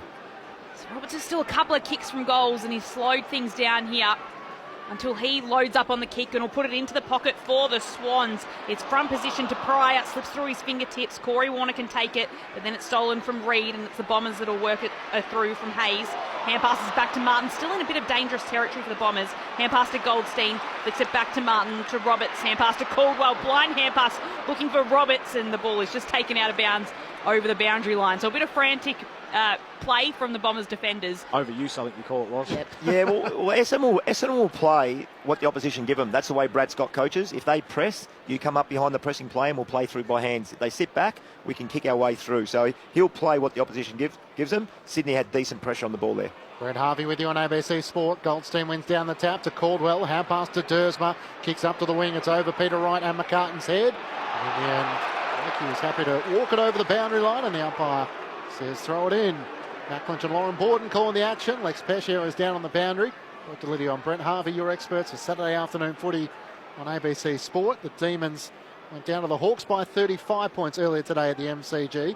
Jack Gunston turning back the clock once more. Kicked 3 goals in the final term. As Roberts tries to bounce off Hobbs, he's tackled and brought down, and the umpire will ball it up once more. I can tell you how this is going to go, because they'll have 1 or 2, the way they're playing, they'll have 1 or 2 goals on the scoreboard at half-time, v 6 or 7 goals for Essendon. They'll come out and say, we have to throw caution to the wind. They'll start playing fast football, and they'll score. That's the way the game will go today. Will they be too far behind before they throw that really big right? Not too sure. So it's a holding free, and it's play on to the advantage of the Bombers. Merritt kicks it inside 50, just through the hands of Caddy. Right on hands and knees, hand passes it back to Merritt, to Day Wicks. Back to his captain in Merritt, who'll fire a shot at goal, and he has put it through. The captain, Zach Merritt, can do anything. He worked the footy from the centre of the ground and then finishes off with a goal. And he's second of the quarter as well. That Essendon lead now has been pushed out to 35 points after they've scored all 4 goals in this second term. 7-1-43, Sydney, just that one goal, 1-2-8, 14 minutes played, second term, Saturday afternoon footy on ABC Sport. So Merritt's just had 3 possessions in that little passage of play, plus a goal, Lid, so he's had 8 possessions just then. An 8-touch little passion. How good's that? He's played it so smart. He went forward and they said, right, Sam Wicks, you've got him from now on, and he's pushed back up into the midfield. So basically not had an opponent or a direct tag for the last 3 or 4 minutes. And you're spot on there, and that's what the good players used to do. You get the Dustin Martin of, play forward. Come up the ground a little bit more and get involved. Kick the ball inside 50. You come onto the ball, you can go back inside as well. So if he can work that out, start at half forward, come up and get involved, he doesn't get that hard tag. Lex Pesher on the boundary. There's just no denying how hard Zach Merritt works. When he comes off, he's gassed, and I feel like people don't get to see that as close as I am, but I just want to highlight how hard he actually works. That's a great insight. The Swans are a bit all over the place. A 6-6-6 warning as Isaac Heaney had to run to half forward, and the Bombers are going to emerge with another clearance. Durham gets a hand pass out to Setterfield. Hand pass to Earl Hooley, a wobbly pick that almost found the chest of Perkins. Ricochets off him. Caldwell tries to knock it forward. Rowbottom gets a hand pass forward for the Swans, but only as far as Durham. His hand pass to Kako, dodging and weaving. The Bombers now back onto the wing as the hand pass comes to Martin. Swings onto his right-hand side. Rowbottom in the air. Sardo Hooley from behind. Spills out the way of Day Wicks, and it's chopped off in the end by McLean. The Swans' hand pass, though, is chopped off by Setterfield. Bit scrappy all of a sudden as Perkins. Hand pass to Martin for the Bombers, to Setterfield. Hand pass away to Caddy. At left half forward, just a high kick that threatens to hit the roof. Have a fly at that. Dersma does just that. Spoiled away from him. Bounces out in the direction of Tom McCartan. Tries to clear a path for McLean. He gathers. Hand pass away to Rampy, and the Swans clear. And finally, they get it out of that congestion. It's Reid, though, who meets the footy, holds it in front of Francis and does well to keep it in. Hand pass to right. He hand passes backwards to Hayes in his first game. Hand pass to Roberts, who goes backwards towards Redmond. He takes the footy right in the back 50, moves it on to Perkins, who kicks into the centre of Docklands Stadium to Caldwell. Hand pass to Redmond, and now they've got their run on the Bombers. The hand pass from Redmond, not great towards Pryor. Can just get a hand pass away, but it allows Chad Warner to come in, take the footy, and take a bounce. Hand pass to Grundy. Now the Swans are moving it quickly. Hand pass across to Heaney, who slips over at centre half forward. Can still get the hand pass to Grundy, who will snap at goal and put it through. The Sydney Swans go on a run, and they get Essendon on the counter, and Sydney scored just their second goal of the afternoon so far. 2-2-14 the Swans.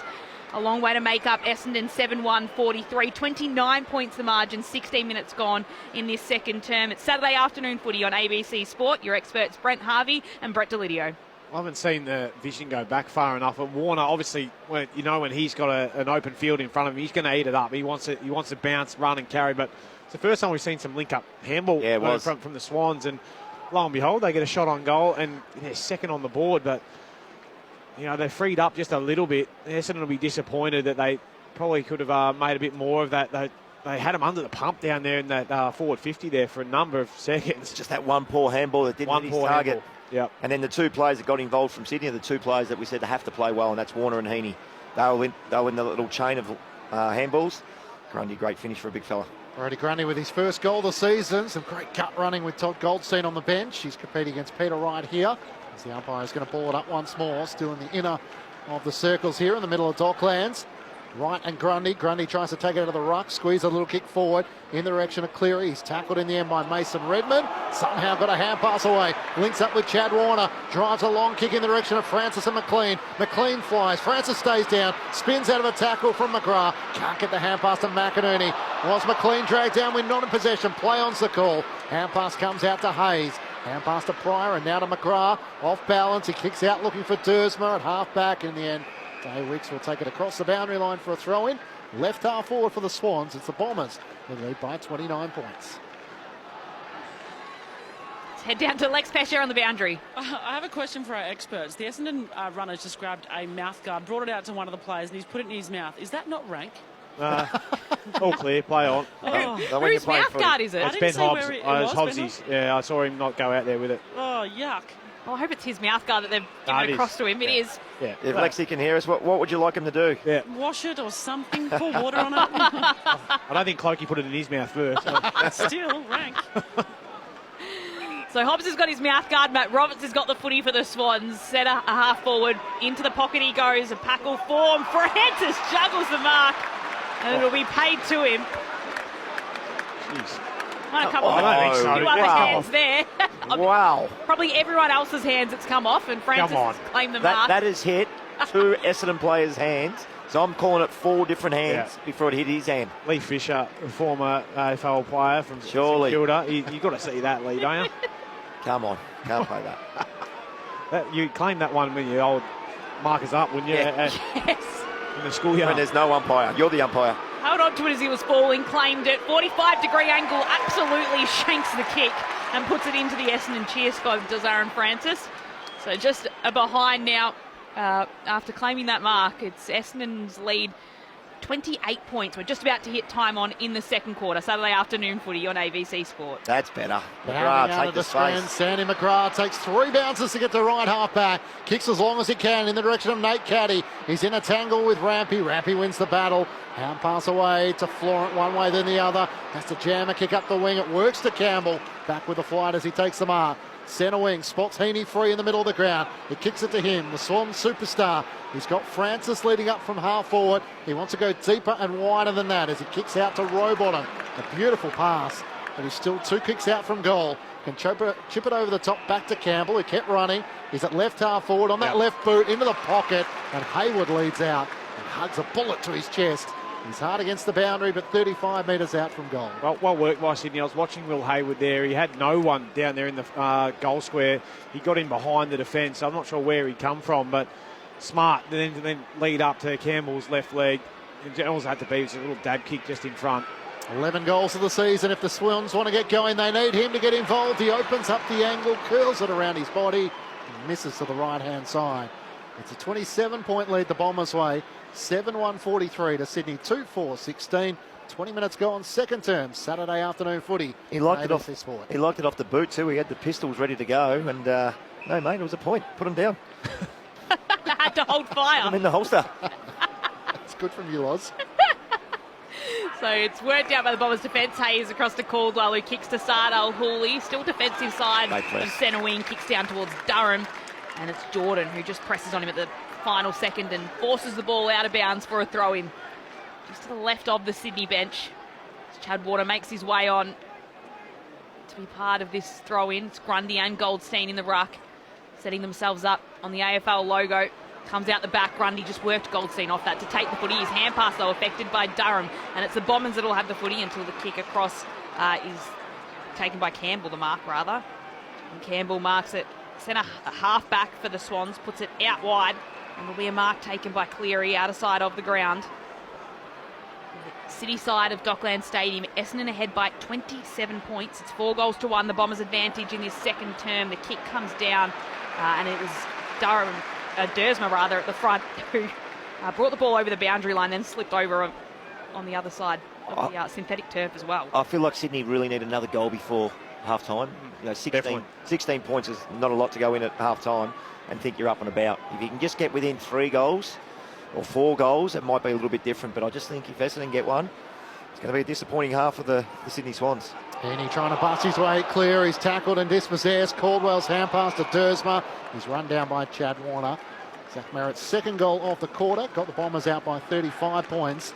Swans kick the last goal of the match. They've had the last 3 scores of the game so far. Grundy tries to tap it down, but it's sharp by Dersma. Kicks end over end up towards Caddy. It clears he and Rampy. Racing back Wicks. Left it for Roberts. Hand pass almost chopped off by Caddy. It spills the way of Rampy. Gets the hand pass away. Wicks into the middle of the crowd, and Chad Warner takes the mark at left half back for the Swans. Katie's got into a wrestle with the last couple of balls that came into him with Rampy. He's got to work out that he's only in his second year of football, not strong enough to go with a veteran like Rampy. So he's got to go off Rampy, run and jump at the ball. Rampy will have no chance with Katie's long arms. Chad Warner chips to Heaney, chips forward towards Florent.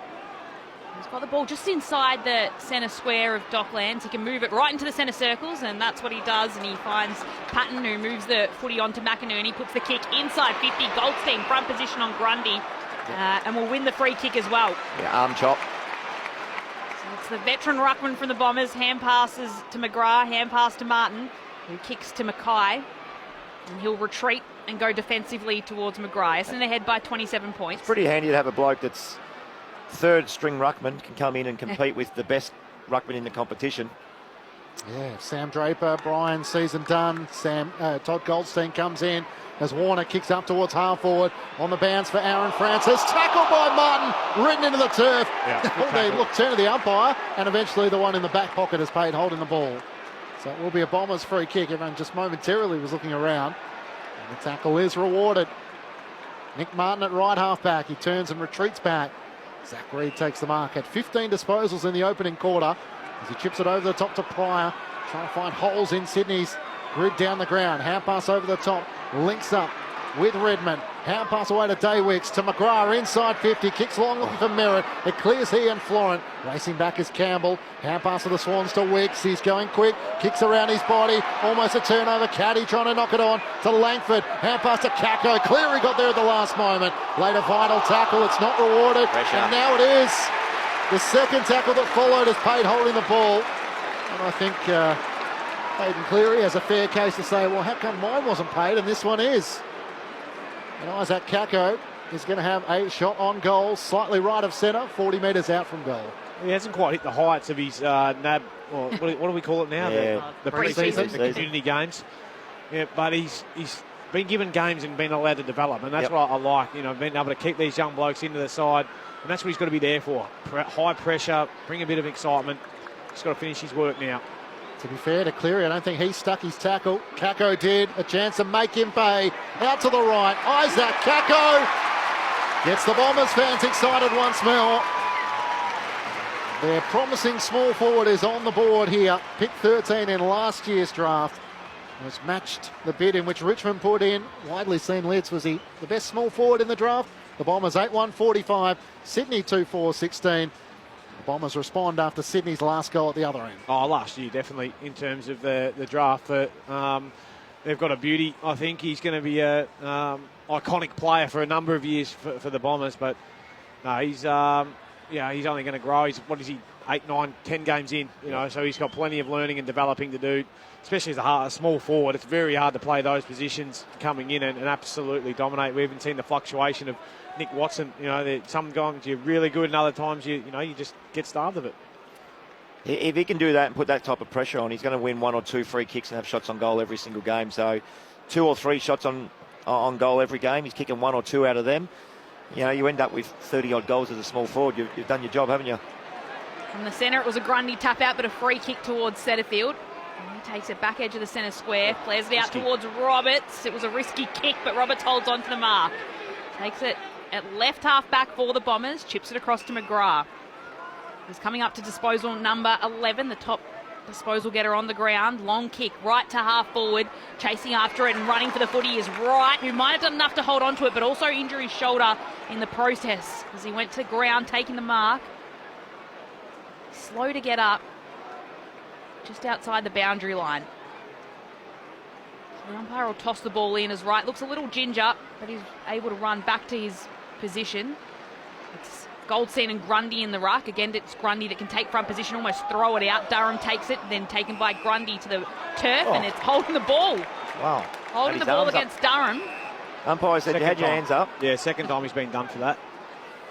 Shane Tuck would have been done every second possession if that had been the case. It doesn't feel like he had it for a long time, but it is, a Grundy free kick. So Essendon by 33 points late in the second term. So they're saying arms in the air is prior opportunity. Yep. Yeah, taking the tackler on. Kicks up towards Hamlin. Can't take the mark. It's Ben Mackay.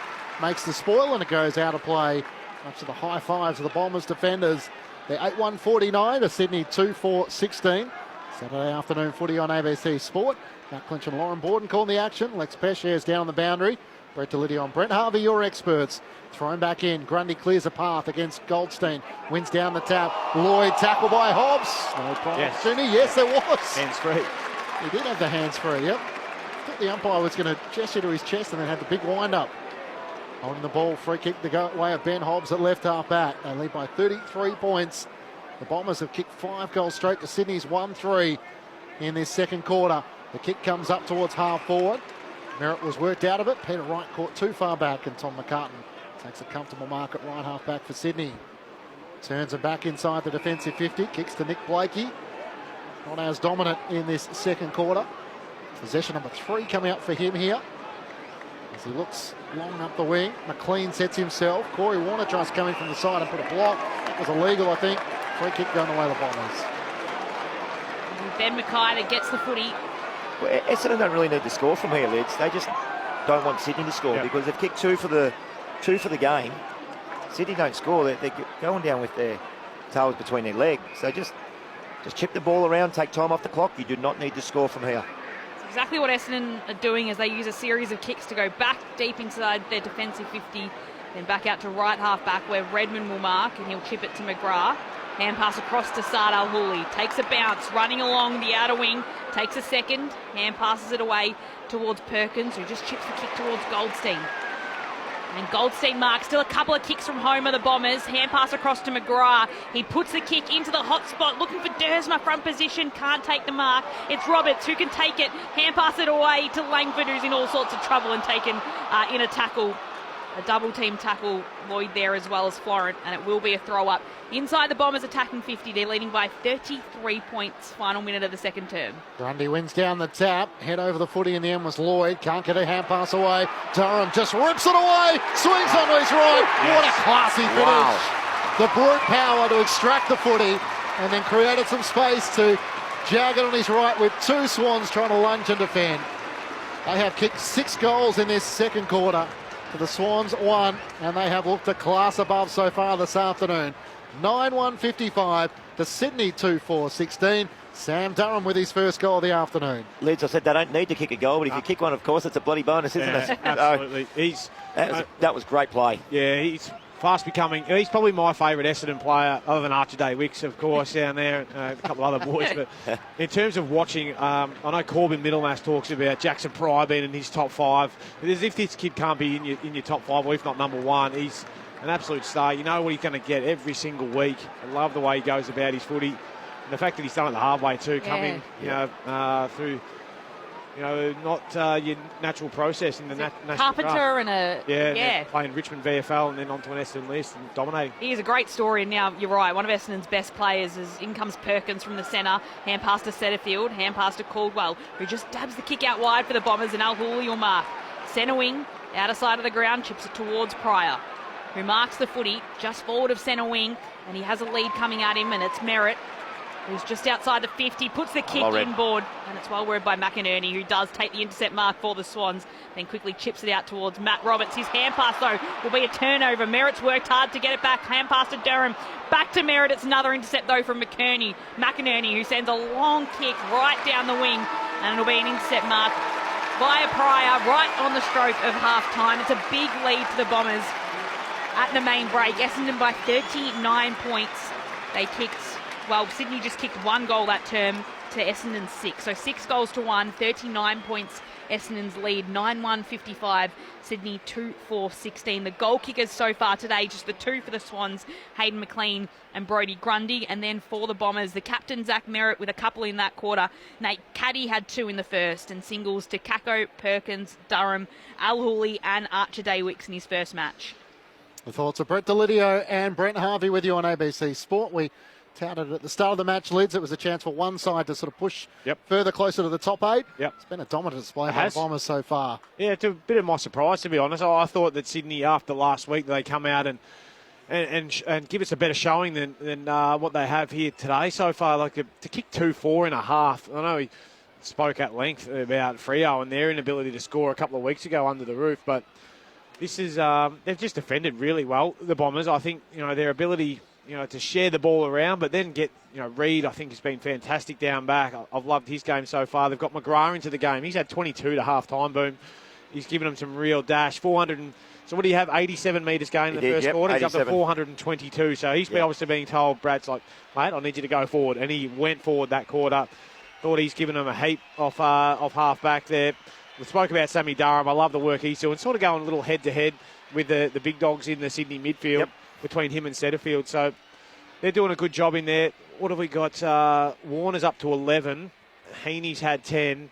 But I don't feel like they've had a massive influence on the game. Well, Sydney have struggled, haven't they? They haven't had any fluency with their ball movement. So plenty of work to do for the Swans. But, geez, you'd be pretty happy if you're a Bomber supporter listening in or watching here today. Well, 6-1 goals. It's a dominant. It's 15 inside 50s to 10 that quarter. It's only 5 plus inside 50s, but kicked 6 goals to 1.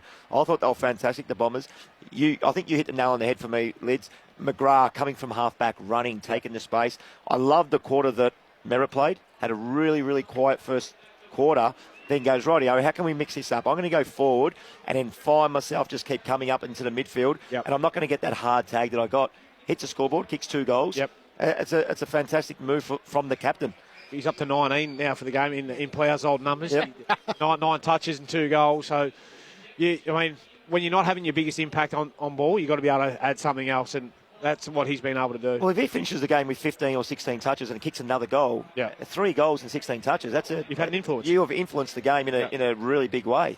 You don't have to have 35 like you did last week and correct. A number of clearances, but you can influence in a whole range of different ways, because he's not only going to get his touches around and kick goals, but he's going to create other things as well. So, but James Jordan, credit to him, he's still sticking to his task. He's doing not a bad job. Yes, I mentioned halfway through that quarter, I feel Sydney now, the message will be just different. Yep. Rightio, guys, we're going to have to play some risky football, and that's coming back through the middle. We'll see next quarter more run, more drive, kick long into one-on-ones, and we haven't seen it, hence why they've kicked 2 goals. It's been, to be fair, without sounding yuck, it's been pretty average, hasn't it? Yep. So we know Sydney are missing almost a third of their best side. So Taylor Adams hasn't been there as much in recent years. Joel Amartey, Harry Cunningham, Robbie Fox, Cyril Goulden, Logan McDonald, Lewis Melican, Callum Mills, Tom Papley. Yeah, well, I think the key is their forwards, Clinchy. They're not willing to kick it forward. No. They haven't got trust in Hamling. Yep. McLean down there. Grundy, if he's resting. They're not just going and backing him because it's been turned over and coming back with interest. So that's where they're falling down. Errol Goulden start. Like, we know that he'll add something. Callum Mills is their captain. He'll come slotting back in there at some stage. But yeah, geez, they're a shadow of what they were, aren't they? I've always thought with Sydney, even in the big games on grand final day, that if Heaney and Warner doesn't hit the scoreboard, because normally they're good for 2 or 3 goals each. Yeah. If they don't hit the scoreboard, that their score at the end of the day wouldn't be big enough to win the game. Gordon adds to that because he kicks a couple of goals, but he sets a lot up, and clearly Papley is huge out. So they haven't had the influence that they would like, those 2 boys, and haven't hit the scoreboard. The thoughts of Brent Harvey and Brett Delidio, your experts, Matt Clinch and Lauren Borden, calling the action. Lex Pesce is down on the boundary. The Bombers with a dominant burst in that second quarter. They lead by 39 points after 6 goals to 1. They led by 12 at quarter time, and they're now led by 39. 9-1-55 to the Swans 2-4-16. Earlier it was the Hawks winners by 35 points over the Demons at the MCG. James Warple got the 3 votes in the ABC Footballer of the Year, and Jack Gunston booted 3 goals in the final term. We'll bring you some of the other latest sporting news from around the world, but first let's get the latest from the ABC Newsroom.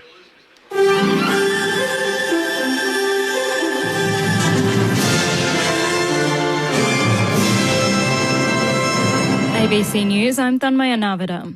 Labor's majority in the House of Representatives has further after the ABC projected it's won the Western Australian electorate of Bullwinkle. Here's political reporter Pablo Vinales. Trish Cook will be the new Labor MP after claiming the new electorate on Perth's eastern fringe. The win cements Labor's stronghold in the west, with the Liberal Party failing to gain ground in key seats. In Victoria, the government has also claimed victory in the seat of Bendigo. That's despite a swing of more than 10% to the Nationals candidate Andrew Lethlean. Incumbent Lisa Chester says she's honoured and humbled to be re-elected. Labor now holds 92 seats in the House of Representatives and the Coalition 40, with 8 still in doubt. Protests are being held across 17 Australian cities and towns, calling for an end to violence against women and to advocate for greater awareness, education and government support.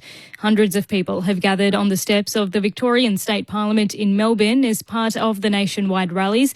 Victorian Greens MP Anasina Gray-Barbario says the issue needs to be addressed by all parties. No one party owns this issue. We all have a collective responsibility as elected representatives to listen to the community. They are shouting out that violence against women needs to stop. It needs to be eradicated.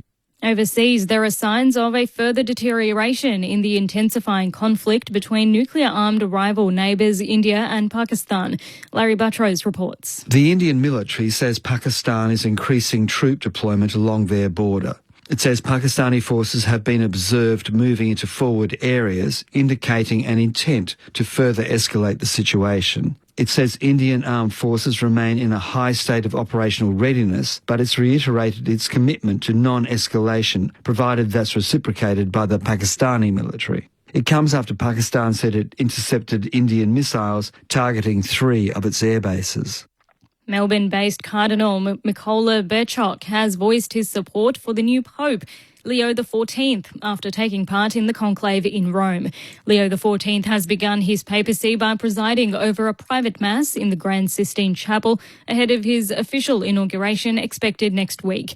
Cardinal Berchok says the new leader represents a unifying force for the Catholic Church. This sacred moment marks the beginning of a new chapter in the life of the Church. One filled with hope, prayer, and a renewed commitment to unity and mission. Emergency services are carrying out a rescue operation after 2 hikers became stranded in the Glasshouse Mountains north of Brisbane. The Queensland Fire Department responded after receiving a call for assistance around midday today. The pair reportedly got stuck on Mount Beerwah, about 30 metres above the ground. There are no reports of injuries. A health workers union says a lack of equipment and workforce issues are causing a backlog of medical imaging requests in the public hospital system. The Victorian Allied Health Professionals Association says the backlog means some patients are waiting for up to a year for imaging, delaying the diagnoses of serious diseases like cancer. Executive Officer Andrew Hewitt says systemic problems need to be addressed to fix the problem. We want the government to invest in the workforce, but we also want them to invest in the infrastructure. These are highly skilled professionals, and that doesn't come cheap. They need to support the education, and they need to support the ongoing professional development so that we can attract good people into the workforce and we can retain them once they're there.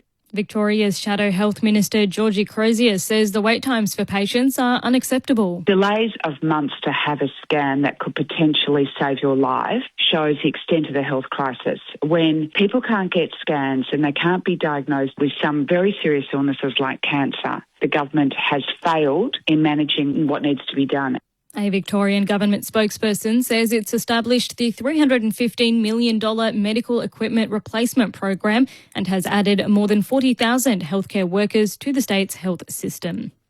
And in the AFL, Hawthorn has moved to second place on the ladder with a 35-point win over Melbourne at the MCG. The Demons trailed by a point at three-quarter time, but a 6-1 final term saw the Hawks claim a comfortable victory.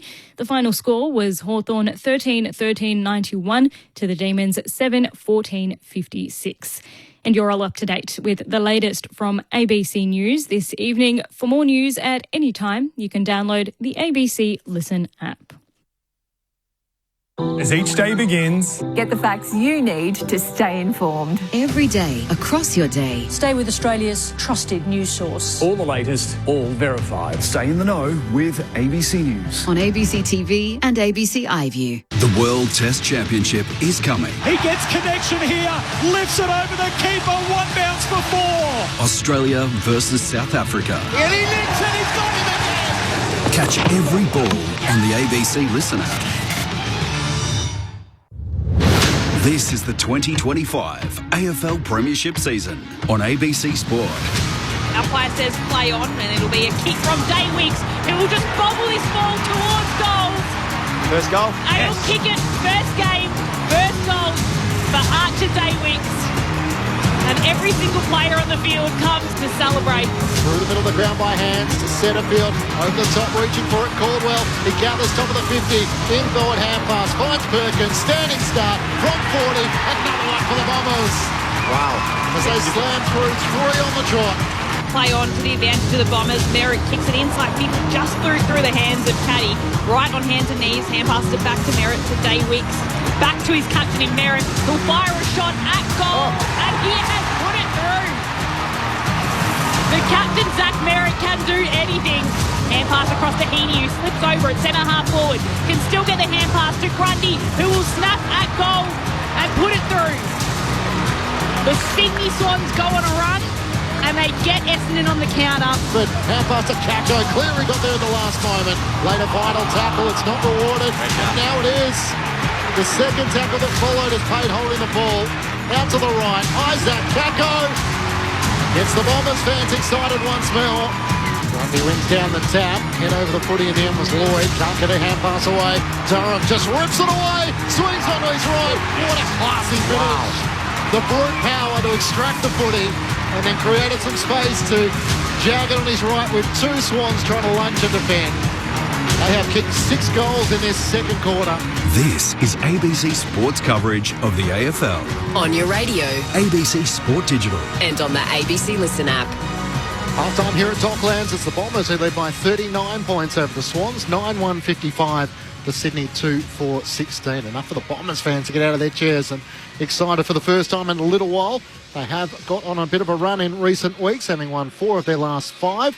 Now a chance to try and move closer towards the top 8 if they can claim victory this afternoon. Matt Clinch and Lauren Borden calling the action. Alexia Pesher is down on the boundary. Brett Delidio and Brent Harvey are your experts on ABC Sport. Live sport taking place at the moment. First half in the NRL between St George Illawarra and the New Zealand Warriors. No score yet in that match. If you want to listen, of course, to the NRL, it is all available on the ABC Listen app. Just click on the ABC Sport button.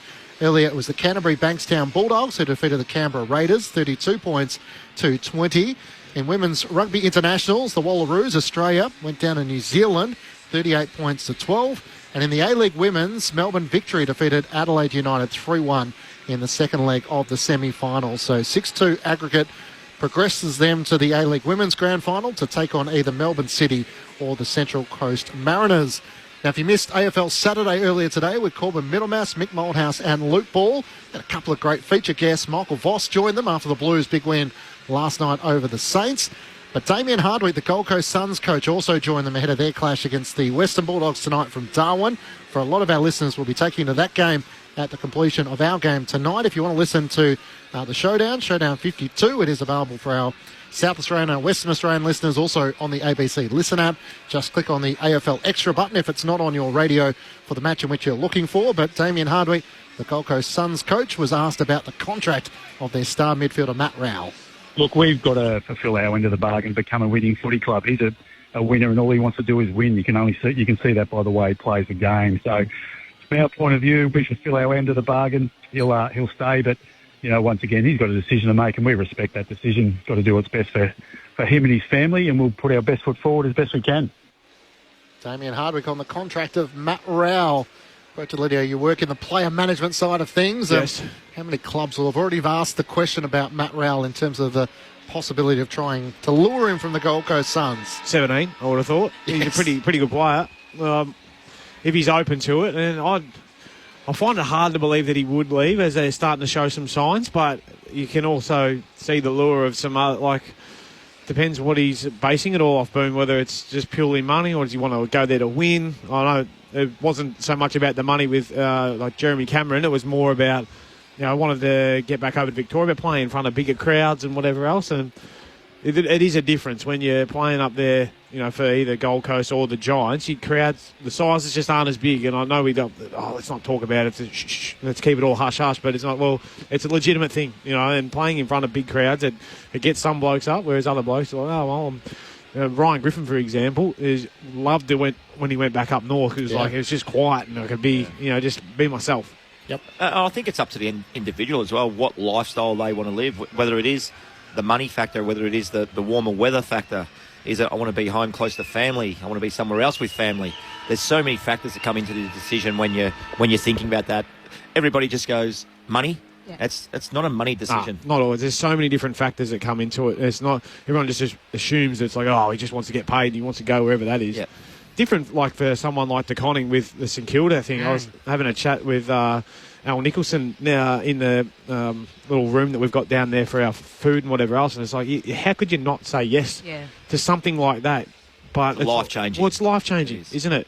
Versus we got two clubs and they're not too far apart. I know people will argue that that's not quite correct, but if we're talking $1.7 million is what's been reported. It can't be 1.7, by the way, can it? Well, I think with where, the TPP is going, with the new CBA coming in a couple of years, it's going to get somewhere around that for those sort like your marquee players. But so I don't think it's going to be, you think about, and I use this example when I was talking to Al, was about Tom Boyd when he left the Giants to come back to the Dogs. The Dogs had to cough up, $1 million is what was reported. Yep. And that's 10 years ago. Yep. So now we're talking 1.7 for 5 or 6 years for Tom De Koning? Yeah. Yeah.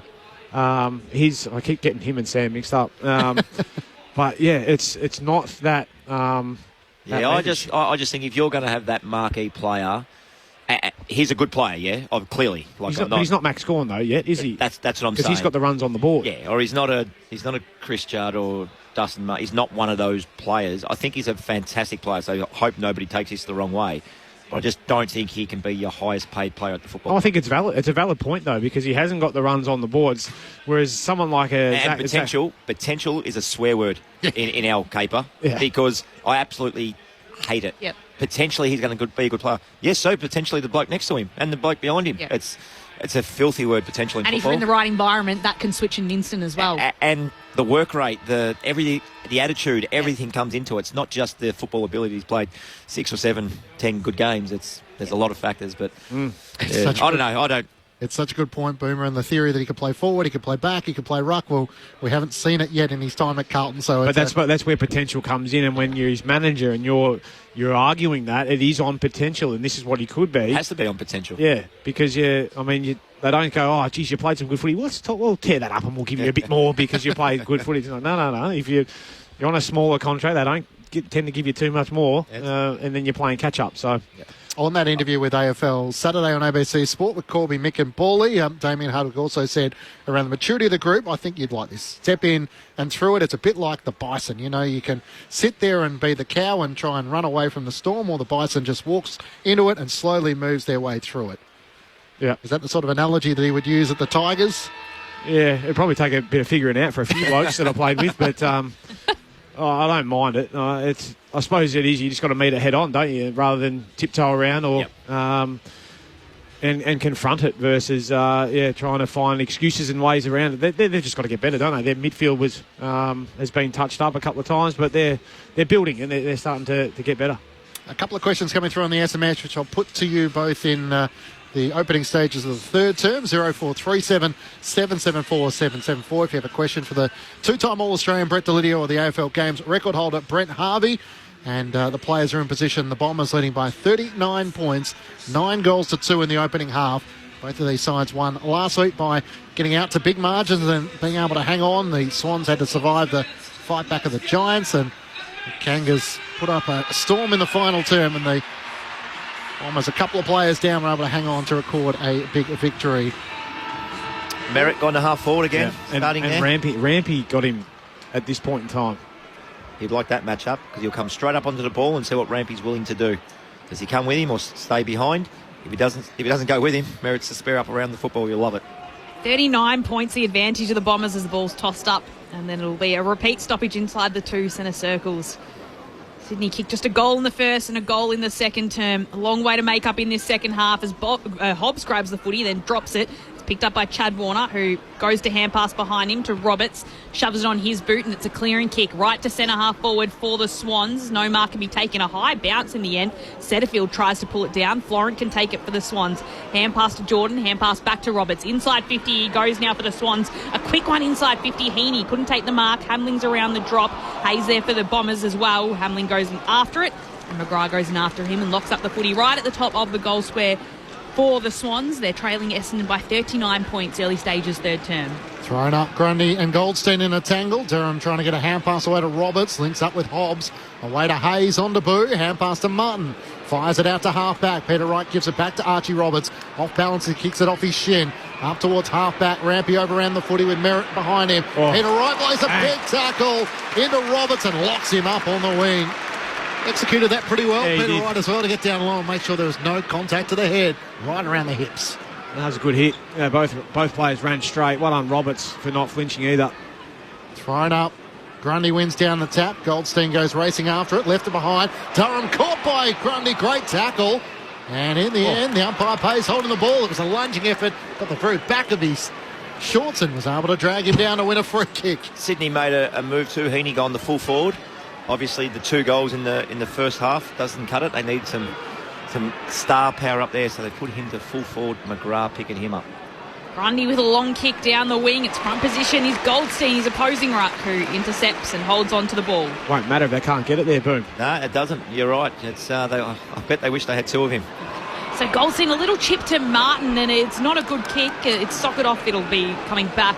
Might have been a kicking in danger kick from Martin, potentially. Yes, and Chad Warner will get the free kick.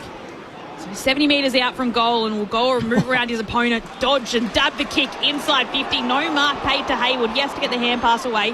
Langford takes it, hand pass to Durham, weaves his way out of some traffic. A second player comes after him. He will be pinned holding the ball.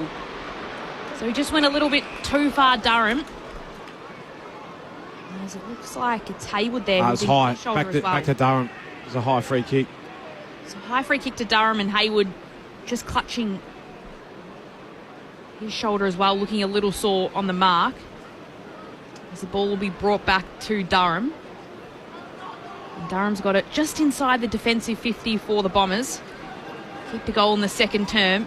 And now looks to move the footy on towards Setterfield, just over his fingertips. So it'll be Lloyd that emerges with the footy. Hand pass to Warner, hand pass to Campbell, and it's directly inside 50. The Swans go towards Heaney. No mark can be taken. Hayes grabs it for Essendon. Tackle to the ground. Umpire blows the whistle. Free kick going the way of the Swans. He's hot on holding the ball, aren't they? Yeah, just got knocked out of his hands. Yep. So penalised against the player on debut for the Bombers, and a free kick going the way of the Swans. Will Hayward, well done. Bit of forward pressure. He's a bit of a stinger in the right shoulder there in the last contest with Sammy Durham, but found his way back around the footy, laid another big tackle. He's grimacing, cradling that right shoulder. So here's Will Hayward with the footy. In his 9th season at the Swans already. He lines up a 45-degree angle, and he'll be kicking from about 45 metres out as well, to give Sydney the start to the second half that they want. He's got it through. It's what the Swans needed to get this second half underway. And they kick the first goal of the third. The Swans 3-4-22, trailing Essendon 9-1-55. 4 minutes played in the third term. Saturday afternoon footy on ABC Sport. Yeah, you mentioned the forward pressure there, and it was unfortunate for the Essendon player because the ball just got knocked out of his hands, but you can see he's hurt his shoulder a little bit, as you mentioned too. Yeah. But beautiful finish, wasn't it? 45 metres out. Much needed goal. It's only their 3rd goal for the game. If they're going to win this game, he's going to have to probably kick a couple. Warner's going to have to slot in for 1 or 2, and the guy that's just gone the full forward, Heaney, is going to have to kick 2 or 3 as well. So we'll see what the Swans have got in their kit bag. 2 goals in 60 minutes of football and 1 in 3 minutes. So let's see if they can repeat that. Leading goal scorer with 12 goals for the season, Will Hayward for the Sydney Swans, back in the middle of the ground. Setterfield gets the hand pass away to Merritt, links up with Durham, hand pass to Pryor at half-back, kicked end over end, bounced eluded Goldstein and Roberts of the Swans. Hand pass away to Chad Warner, arches the back and gets away with a hand pass to Grundy.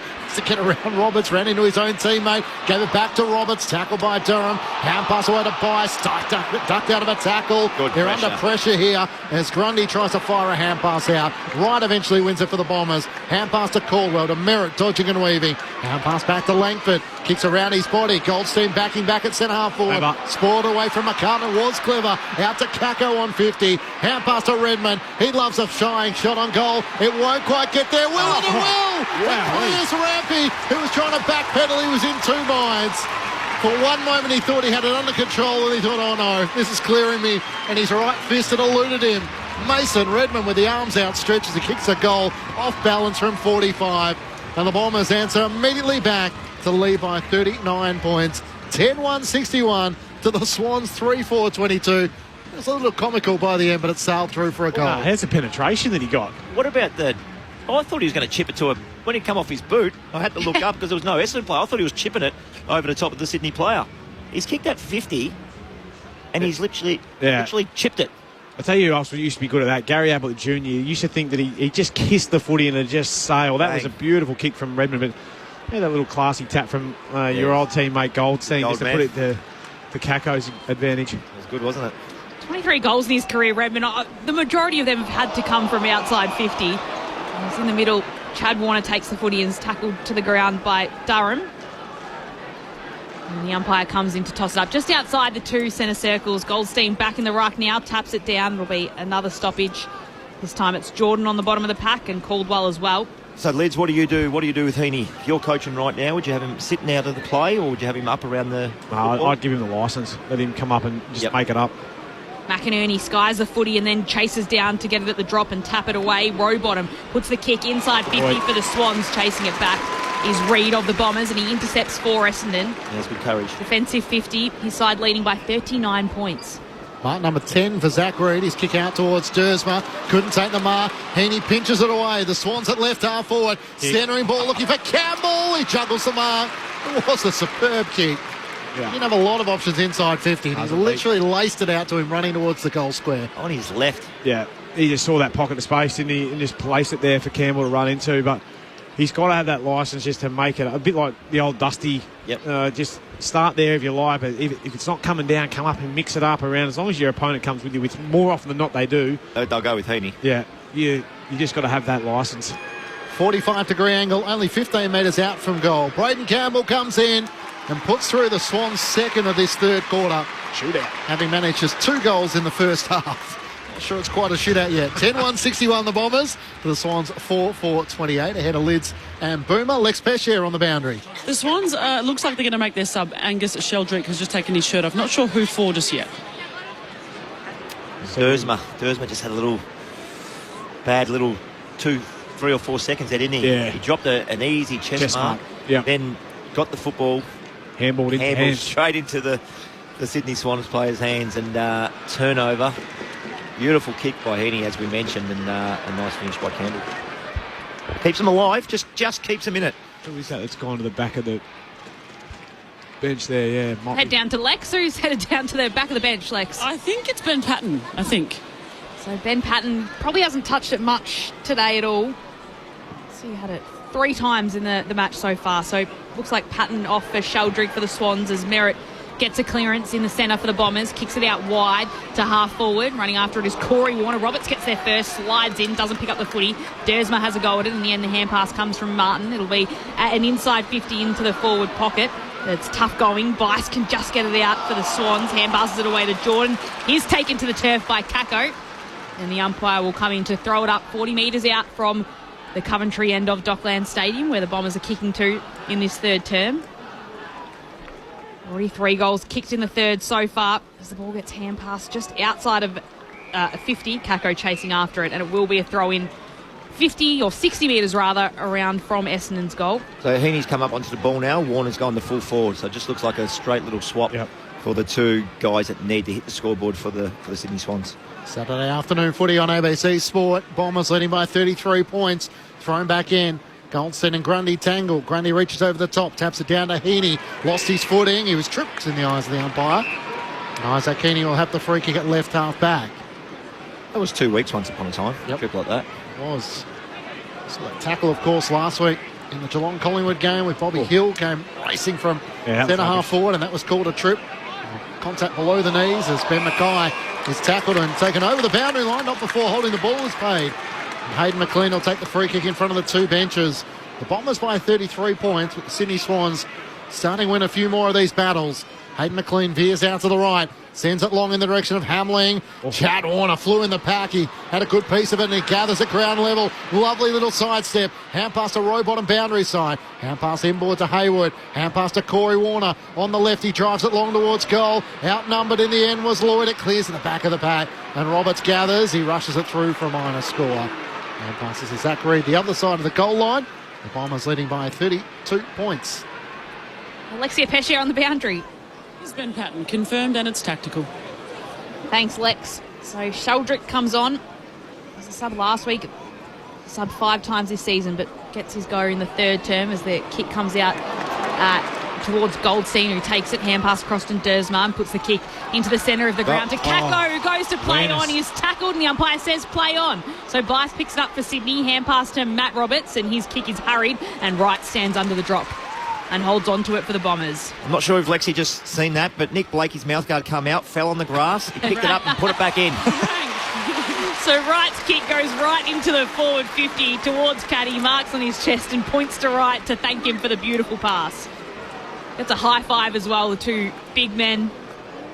And Wright makes his way deep inside attacking 50, but you'd think Caddy would line up from here, 45-degree angle. He'll kick from about 50 metres out. Yeah, young Kako didn't really realise the numbers around him. He thought, I'm going home for goals. No, mate, got other players out here. Kicked the first 2 goals of the game. Nate Caddy, this one is offline the moment it comes off his boot and it just squeezes through for a minor score. So Essendon's lead out to 33 points, 12 minutes played in the third. Saturday afternoon footy on ABC Sport. Blakey brings the Swans back in to Roberts, off balance. Reached a target, it wasn't the intended one. It's already Florent. Takes the mark at left half back. Chips it over the top to Bice. Nate Caddy had 2 goals in the first quarter. His career best is 3. The Bombers lead by 33 points. Bice comes inboard and Sheldrick takes the mark to sub. So Ben Patton's 4th game as a Swan. He's now been subbed out 3 times. Also yet to play in a win. As Ollie Florent has it at left half back. Thanks to Brett Sprigg giving us all the information there. Kicks it out to Blakey, who takes the mark in front of the 2 benches. Swans need Blakey to be his best. That kick is over the top of Sheldrick. Trying to backpedal, lost the footy. Caddy tackle brought down by Rowbottom. That's what he does so well. Lays a tackle and locks an opponent up and wins a free kick for holding the ball. Really hot. As soon as they put their hands up, they are super hot. That's 4 today that I've seen. Rowbottom long in the direction of Francis. He's got to compete against 3 Bombers. And Ben Mackay in the air wins the contest and spoils it out of play in the left forward pocket for the Swans. Sydney trailing by 33 points, but in attack. Saturday afternoon footy on ABC Sport. They've probably got about 3 or 4 more minutes, Sydney, where they can play this style of football or the style of that, but then they're going to have to pull the trigger lids and come back through on the 45s, back through the middle, take some risks. Otherwise, the game will slip away from them. Handling palmed it down. Chad Warner tried to kick it away. He got fresh air, and it's Wright that picks it up for the Bombers. Clears defensive 50. Close to the boundary line, though. Punched away by Dersma. And Corey Warner for a throw-in about 70 metres out from Sydney's goal. I'm surprised it's taken it that long to realise that bombing them in there hasn't worked yet. Of their 33 entries, I'm not sure they've marked that many of them. Shallow throw-in from the umpire, forcing the 2 rucks to chase in after it. Wright probably overrun it. McLean picked it up. Hand passed it to Rowbottom. Inside 50 he goes with a kick that was looking for Francis. He gathers and collects and he chases, runs away with it into the goal square. Oh, he's missed it. And he misses it. No way. He was inches out from the goal line and he's kicked it across the face. I haven't seen that since Cameron Ling did it years ago. Just hit that fat side of the ball and it just went straight up instead of curling around. And when Lingy did it, running right into that open goal. So it's moving yes, I do. Yes, I do. Yeah. Moving the ball well, got distance on Reid, and then he's put it through, sprayed it, and it's Essendon's lead now 32 points. Redmond's kick is chopped off though. McCartan comes inboard and Chad Warner reaching up takes the mark. He's left of centre. Kick from just inside 50. Chance for the Swans to try and make amends right away. Need this one, don't they? After missing that Francis one, it was great intercept mark from McCartan. It's far more comfortable down back, I think, Boomer. Yes, totally agree with you. Set goals in each of his first 4 games, but only 2 goals since that Gold Coast Suns game. They need Chad Warner here. He comes in, fires at the left goal post, and it's the wrong side. A minor score. So the Swans have made little inroads, but only in 2-3 so far to the Bombers 1-1. The margin is 31 points the Bombers' way through 15 minutes of the third term. Redmond brings it into McGrath. He marks right back pocket. Hand pass across to Redmond, who's still running as he hand passes the ball out, looking for Mackay. Can't take it. It's stolen back by him in the end. Mackay does well to get the footy back, puts the hand pass into some traffic. Redmond takes it. Hand pass to McGrath. The Bombers want to move the ball quickly. Hand pass to Setterfield. His hand pass misses the target of Martin, who still runs on, wins the footy in front of 5 Swans players, puts the kick inside 50. Langford picks it up. Hand passes it back to Al Hooley. Dances a little before putting the kick back inside 50. Looking for Martin. Takes the mark. Not quite. Called play on. He can steady himself and kick towards Caddy. Puts his 2 hands up in the air and marks. Turns around. Plays on. Slams it through in the goal square. 3 for Nate Caddy, and what Francis couldn't do at one end of the field, Caddy does at the other. Right in front of the goal line. Slams it through. And Essendon have its 11th goal on the board. 11-2-68 Essendon Sydney 4-7-31. That margin out to 37 points 16 minutes through this third term. Saturday afternoon footy on ABC Sport. Well, we've called for Sydney to play with there, but it's been Essendon that have met it, haven't they? Their ability here off half back, and it didn't look pretty at times. They nearly coughed it up, but then they just kept running in chain. Nick Martin involved 2 or 3 times. Great one-on-one effort there in the middle of the ground just to put it out in space. There's Langford gave it back to Al Hooley, but then Martin kept running. He kept getting involved, and then that beautiful little chip kick. And you're right about Caddy. If he gets that chance to extend, he goes vertical very quickly, doesn't he? Absolutely does. Long arms. And not sure why he played on 6 metres out, but each their own, Nate. Bombers led by 39 points at half-time. It's back to 37. Young blokes, mate. He's got a bit of flair, Nate Caddy. He does. I love it. Brent Harvey and Brett Delidio back in my day as it switched away. I would have played on too. I wouldn't want the set shot. Caldwell out towards Dersmer. It's scored away by Jake Lloyd, and a boundary throw-in on the broadcast side. More chance of missing it, Clinchy. Yes, exactly right. On the SMS, 0437 774 774. Neil and Coburg's going back to the vault in 99 versus Port at the G. Corey McKernan from 5 metres out missed down on the full. Do you remember that one, Boomer? I would have been playing, but no, I don't. Sorry.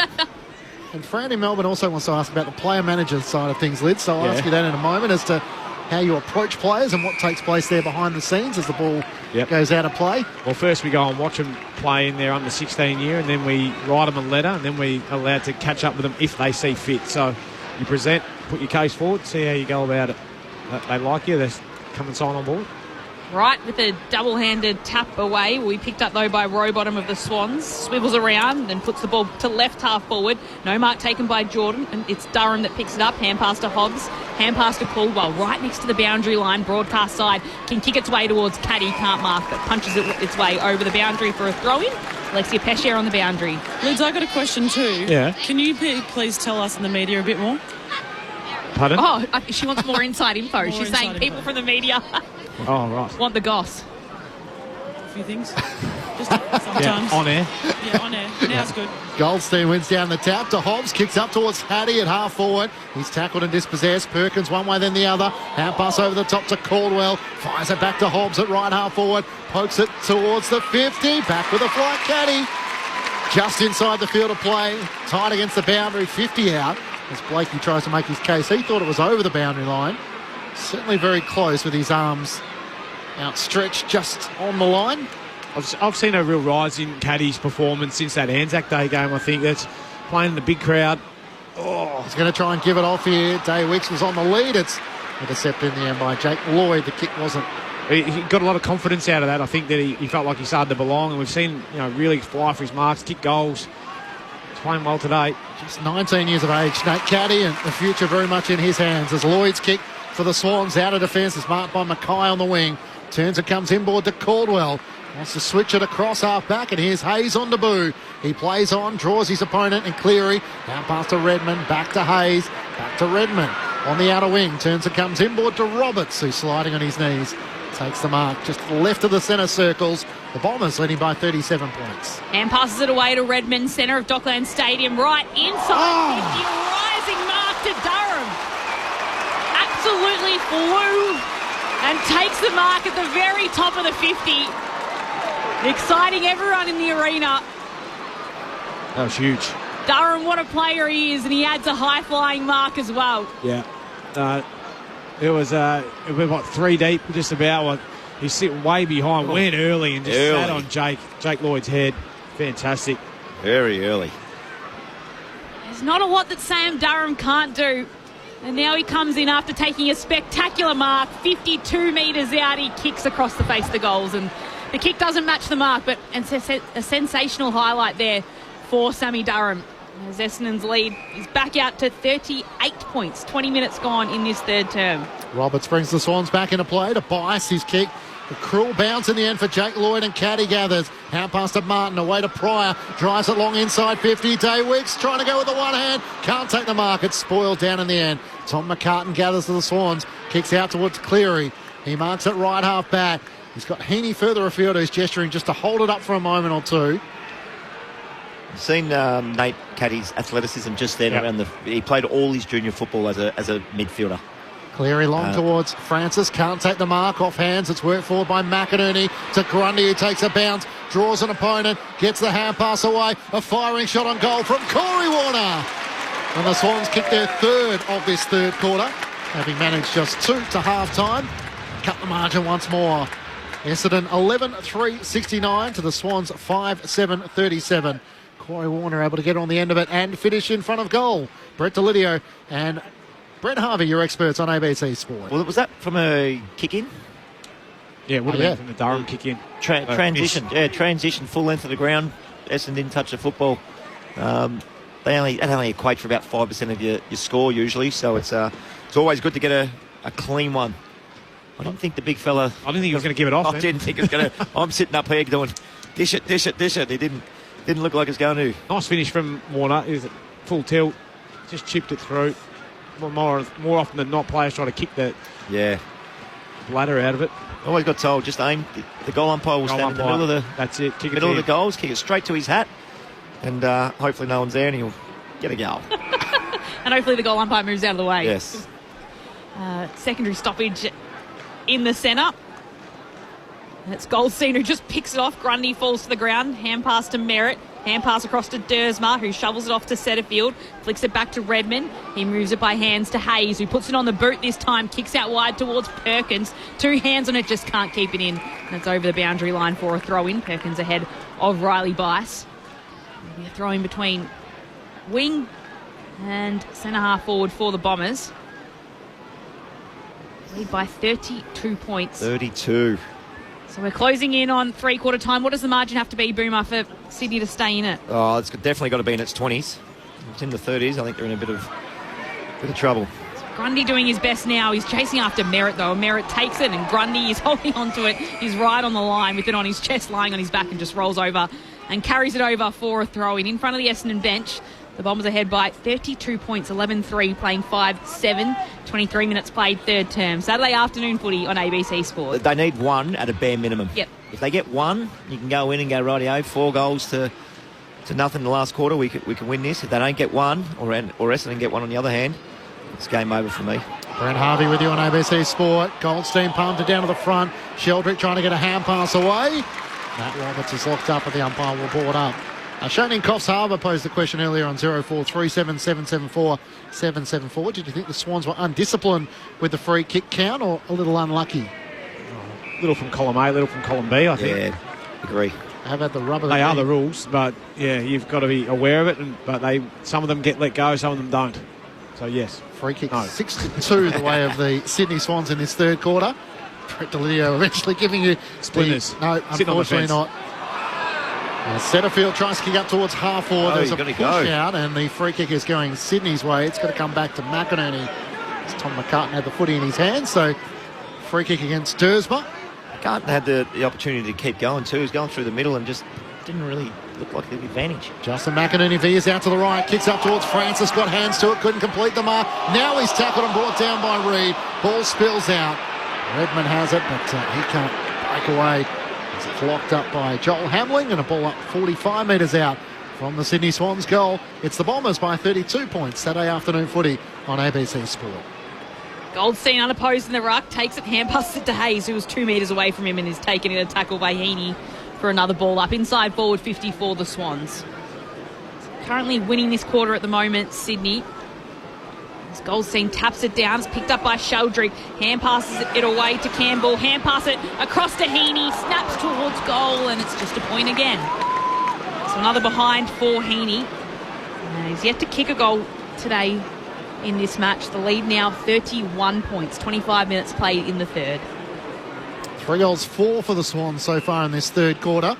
It's brought back into play by McGrath, who got it in the end from Roberts, and they turn it over. Sheldrick takes the intercepting mark. He's at left half forward, still 60 metres out from home. Bombers by 31 points. Can they get another to just get a little closer before three-quarter time? Heaney set himself. Flew early, couldn't hang on to the mark. Spills down to the front. Setterfield one direction, Jordan the other. Hobbs got it in the end. Tackle by Florent. Gets a hand pass away to Nick Martin. Hand pass back to Hobbs, to Redmond against the boundary line. Hand pass back to McGrath. Has to kick a high ball up the wing. Fly after that, in which Peter Wright does so in the end. Worked from behind against McCartan. Blakey's kick. He gathered it off hands. Kick was knocked forward by Sheldrick. And a second time. And in the end, Campbell just hurried out of play. I think he was clutching his left knee, Lewis Hayes. Yeah, it doesn't look good. So Trainer has come out and Hayes is down on the turf in the left forward pocket for the Sydney Swans. Get a replay in a moment or so's time, but play is going to be stopped. As just see there, he's awkward landing with, I thought it was going to be his left-hand side, but it might actually be his right. He's grabbed the front of his left knee, which doesn't usually bode well, but I'm no doctor. I'm just hopeful for the young kid. He's been good today on debut. You hate to see that. Being helped off the ground as we speak. Pick 25 in 2022, played 40 VFL games before finally getting to make his debut at AFL level, and hopefully it's a medial. Real concern there as he landed awkwardly. Just buckled inwards, so you hope that that's a medial. Back in the spoil. He's walking better now. He's walking better off the ground now, so that's usually a good sign, yeah. He's got that rangy frame, 199 centimetres. He's been certainly serviceable on debut. Fingers crossed. Lex Pesce, watch him head down to the down the boundary room, down on the boundary line and down to the rooms. Gone straight down to the rooms. We'll keep an eye on it. That's what I was trying to say. Thanks, Lex. Heaney on half forward, gathers it for the Sydney Swans. Hand pass to Sheldrick, gets the hand pass away to Chad Warner, drives them long inside 50. Hamling's underneath it, can't take the mark. It's spoiled down to the front. Stripped of it was Campbell. McGrath gathers to the Bombers, fires a hand pass out to Al Hooley. Hand pass away to Martin. A little loose of this hand pass to Roberts. Put the pressure on Langford. Now to Martin. Sydney are pressing. Hand pass out towards the back pocket. Rowbottom had to wear the tackle. Got the hand pass away to Lloyd. Now to McInerney. Away to Grundy. Standing start from 45. He misses to the right-hand side. Brodie Grundy. Goal on the run early in the match. Couldn't finish there. Good pressure. Good pressure by the Swans there. Seven or eight handballs the Bombers had to do to try to get out, and they still didn't get out. So coming forward to defend, get in their face, make a really quick call. Margin now an even 5 goals the Bombers' way as Redmond brings it into Dersma. Long kick down the wing. Up went Reid. Plenty of players came in behind. And it's punched over the boundary line for a throw-in. So it'll be thrown in just to the left of the Sydney bench. Shaden McLean running on. Late stages of this third term, Essendon ahead by 30 points. Saturday afternoon footy on ABC Sport. Umpire tosses it in. It's Grundy with front position. Takes it, hand passes it away. Campbell runs onto it and then just fires off a hand pass towards Jordan. Curls the ball along the boundary line. Grundy tries to sit at the drop. Doesn't take the mark. Might have got it knocked off his hands. A kick comes across to the goals and it'll just be a minor score for the Swans off Chad Warner's boot. So that margin now, it's into the 20s, 29 points. Oh, they're a chance then. That's all Boomer wanted. But a couple of those opportunities perhaps gone begging for the Swans. None more so than the Francis one, running no goal. And then Warner was a lot, it was 35 out, but he nails them, doesn't he, normally? Usually. And that was only about probably 20 seconds after. 3 goals, 6 Sydney in this third quarter. Could be a lot closer as Kako volleys the half forward. Merritt charging at Blakey. Knocked it forward. The Bombers captain was he dragged off it by Rampy. Play on Sakal. And Blakey looks for an avenue out of defence. Chips it over the top to Roberts at centre half back. He turns and spots McInerney. Chips it to him. Defensive side of the back edge of the centre square. Out laterally to the broadcast side to McCartan. Well, that's not to play on with no one on the mark and chips it wider to Jordan. Had the job on Zach Merritt earlier in the match. James Jordan in game 100 swings inboard to Blakey. So a kick mark game for the Swans Off his left boot, that's a nice kick to Sheldrick. Langford to spare at the moment. Edge of the square at left half forward. Long kick looking for McLean. Against two. Langford got up, made the spoil with Dersma as support. Hand pass to Pryor. Hand pass to McGrath. Bangs it long out of defence. Wright sits underneath it. Back with a flight. McInerney got a fist to it. Kako one direction. Cleary the other. Cleary, in fact, it's Wicks who wins the battle. Hand pass away to McCartan. Back to Wicks, who looks into the middle of the ground and he finds Jake Lloyd.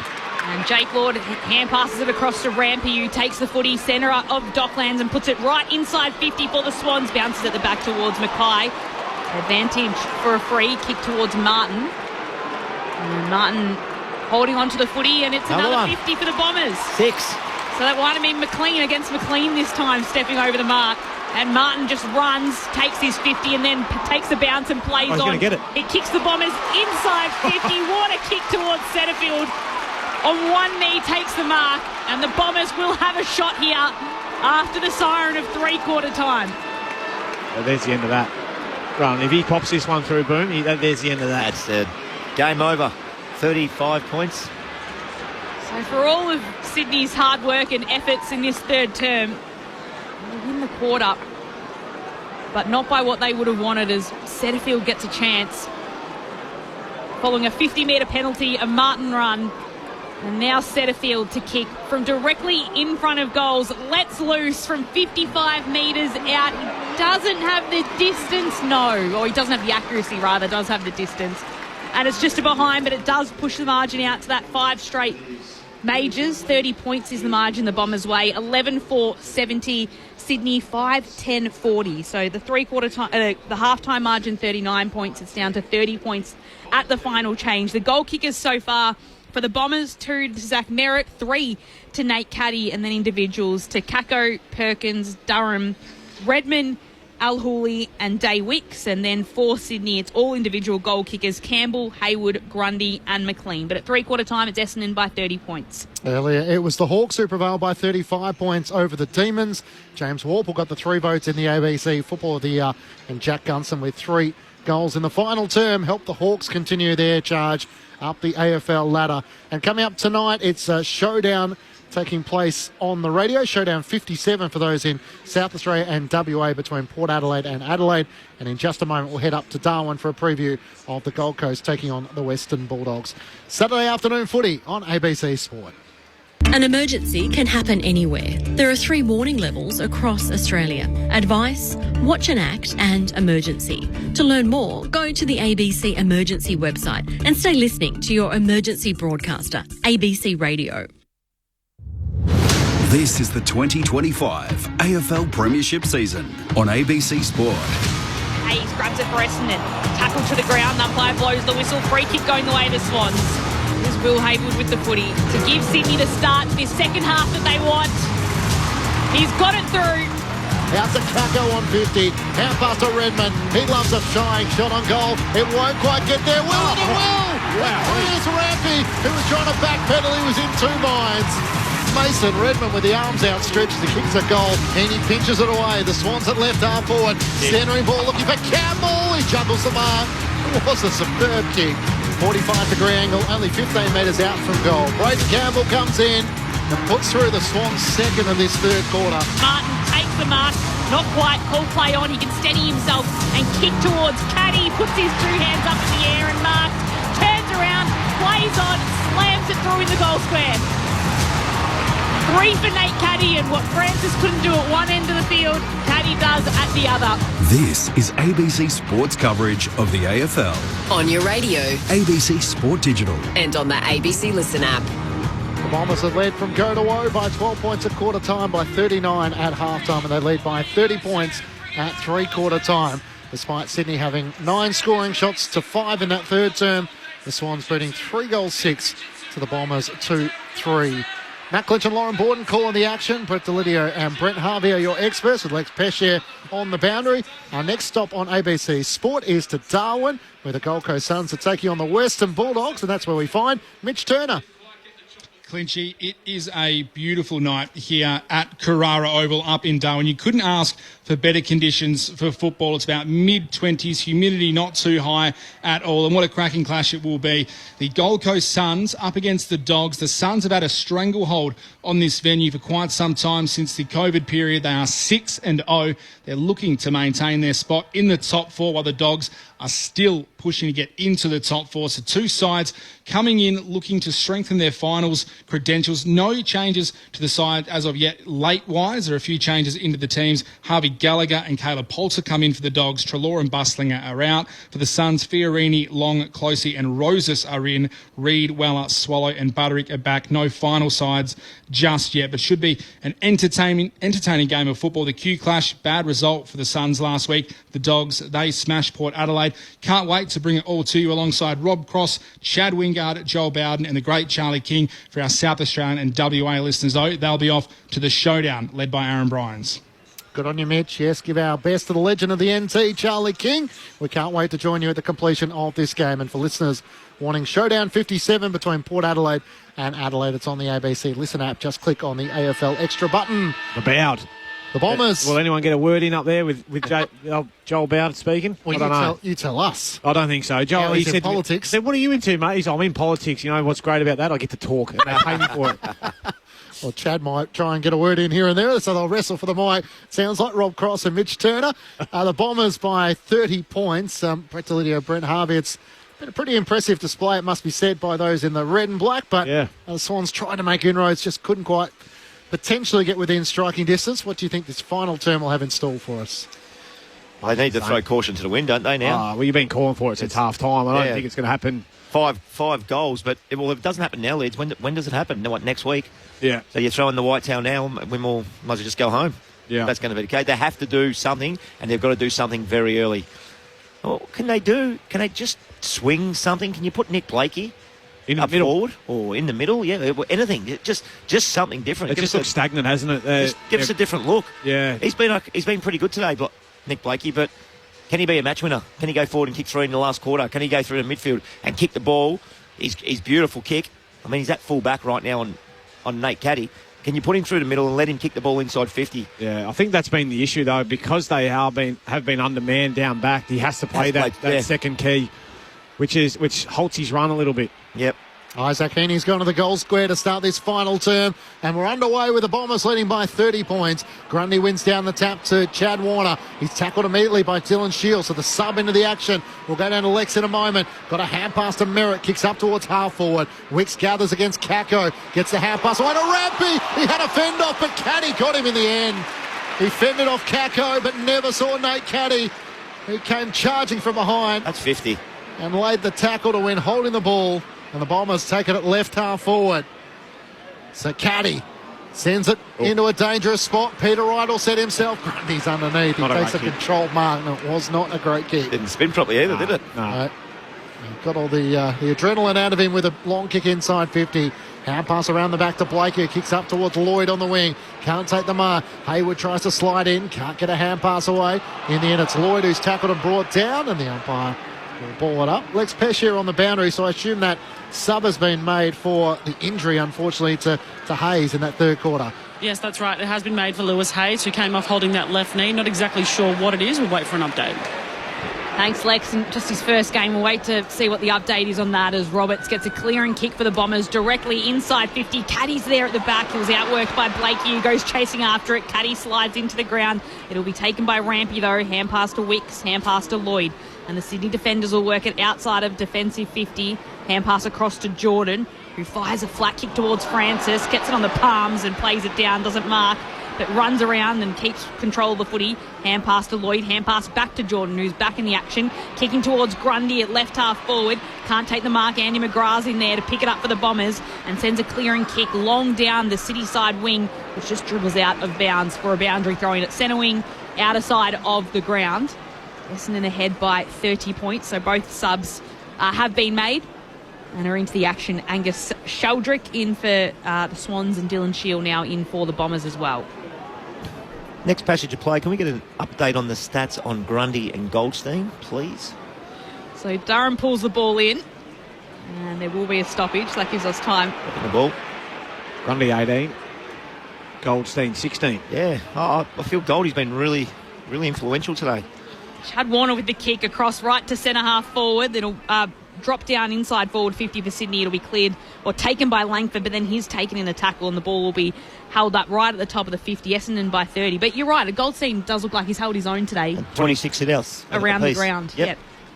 Back in the 2006 draft, Todd Goldstein, as this time it's Grundy who rove the Goldstein tap, kicks it inside 50. Francis came late. In the end, Pryor had to sit underneath, made the spoil. And a free kick will come back for high contact going the way of the Bombers. I think what I was getting at with the Goldstein, so this is a third-string ruckman now at a football club who helps the other two ruckmen when he's not playing. He sits as a ruck coach versus a ruckman, Grundy, who was on $1 million 3 years ago at the Pies. And then it's a big win. It's a big win for Goldie, I think. McGrath's hand pass inboard, set Archie Roberts a challenge. Heaney came charging at him. McGrath, was he tackled in the end as he got a hand pass out and Jordan slides in. Shield over the top. And the umpire will ball it up. It is an interesting point with Tom de Koning reports of $1.7 million a season. It's a lot of money to be paid to a player who needs to have an impact rather than just be a tap ruckman. Spills out the way of Nick Martin for the Bombers from half back up to the wing. Blakey makes the spoil against Caddy. And the ball goes out of play for a boundary throw in. The Bombers by 30 points. Liz, I can't see anything major. Warner's playing up and down the middle. He's had a couple of touches this quarter, but I haven't seen no 45 kicks come off. A little bit of a risk, you know. If we hit that one, we can get a run pass and break a line and get the ball in there. I haven't seen it yet. So ball tossed back in. Shield, the sub, gets into the action. Hand pass across to Setterfield, who hand passes it away to Durham, who struggles to collect the footy, loses it. Chad Warner takes it. He's trying to move his way through some Bomber players, and he can get a kick inside 50 for the Swans past Hamling, and it just grazes the post at the end. It'll be free kick to Hamling against Ben Mackay, I think it was. And it's Joel Hamling will have a free kick in the pocket. Didn't see much in it. The umpire's call was a hold. He's almost tripped over him, Mackay, as he was running. And Hamling now has the free kick. Tight angle, though, for Joel Hamling. Metres gained, the leader. 569 metres gained. Your man, McGrath. Yeah. After 87 in the first quarter. Kicked his first goal ever in his career last week in game number 97. Joel Hamling, can he get 2 in 2? No, this one has gone all the way across to the right-hand side and just to behind for the Swans. Essendon's lead 29 points. Saturday afternoon footy on ABC Sport. It's 5 minutes played in the fourth. It's funny now, we look at that one and say, why didn't he snap? Like, boy, that was an easy kick, but when they do snap, we say, why isn't he kicking drop punts? Yep. Kick to Nick Martin as they work it from the last line of defence through Mason Redmond. Martin called to play on, so runs around the boundary line with Lloyd charging at him. Sends it as far as he can around the outer wing. Brody Grundy was waiting for that kick and takes the intercepting mark. Centre wing on the outer side. Turns and tries to work it up the field. Well done. Towards Lloyd. It spoiled in the end as Martin came crashing in. Yeah, he came running from about 20 metres away there. Great work. I have a question about mouth guards. We were talking about mouth guards earlier on. What's the percentage of players that will go out there without a mouth guard? Some players actually don't wear a mouth guard. Yeah, so there's still players even in professional footy that would go out there without a mouth guard. There's not many of them, but there is some. Bombers leading by 29 points, but got to some interesting areas. The biggest chins in AFL footy was one which got a run earlier, past and present. The kick comes up towards half forward for the Swans. Pryor wants the boundary line. He's tapped it towards there, and the umpire says throw it in. Lex Pesce on the boundary. I like this mouth guard chat. I think we need to get a bucket for them and we rinse them out. I think different that's buckets or same? Because if you had the same bucket, that would be it's a lot of buckets, ranked. isn't like Apple Bobby. That would be ranked. Just chuck them all in one. That'd be right. Lucky dip. So 29 points, Bombers advantage. Almost led from the very start of the game as it's Bice who grabs the footy, spins around a full 360, then dabs the kick towards Campbell, who marks. Inside 50 for the Swans, 40 metres out from goal. It's funny how left footers always seem to... They find a way to get out, don't they? They do. He probably could have gone onto his right there and put it to the top of the square, but a little spin, little pirouette. Just found some space and a nice little touch kick over to Braden Campbell.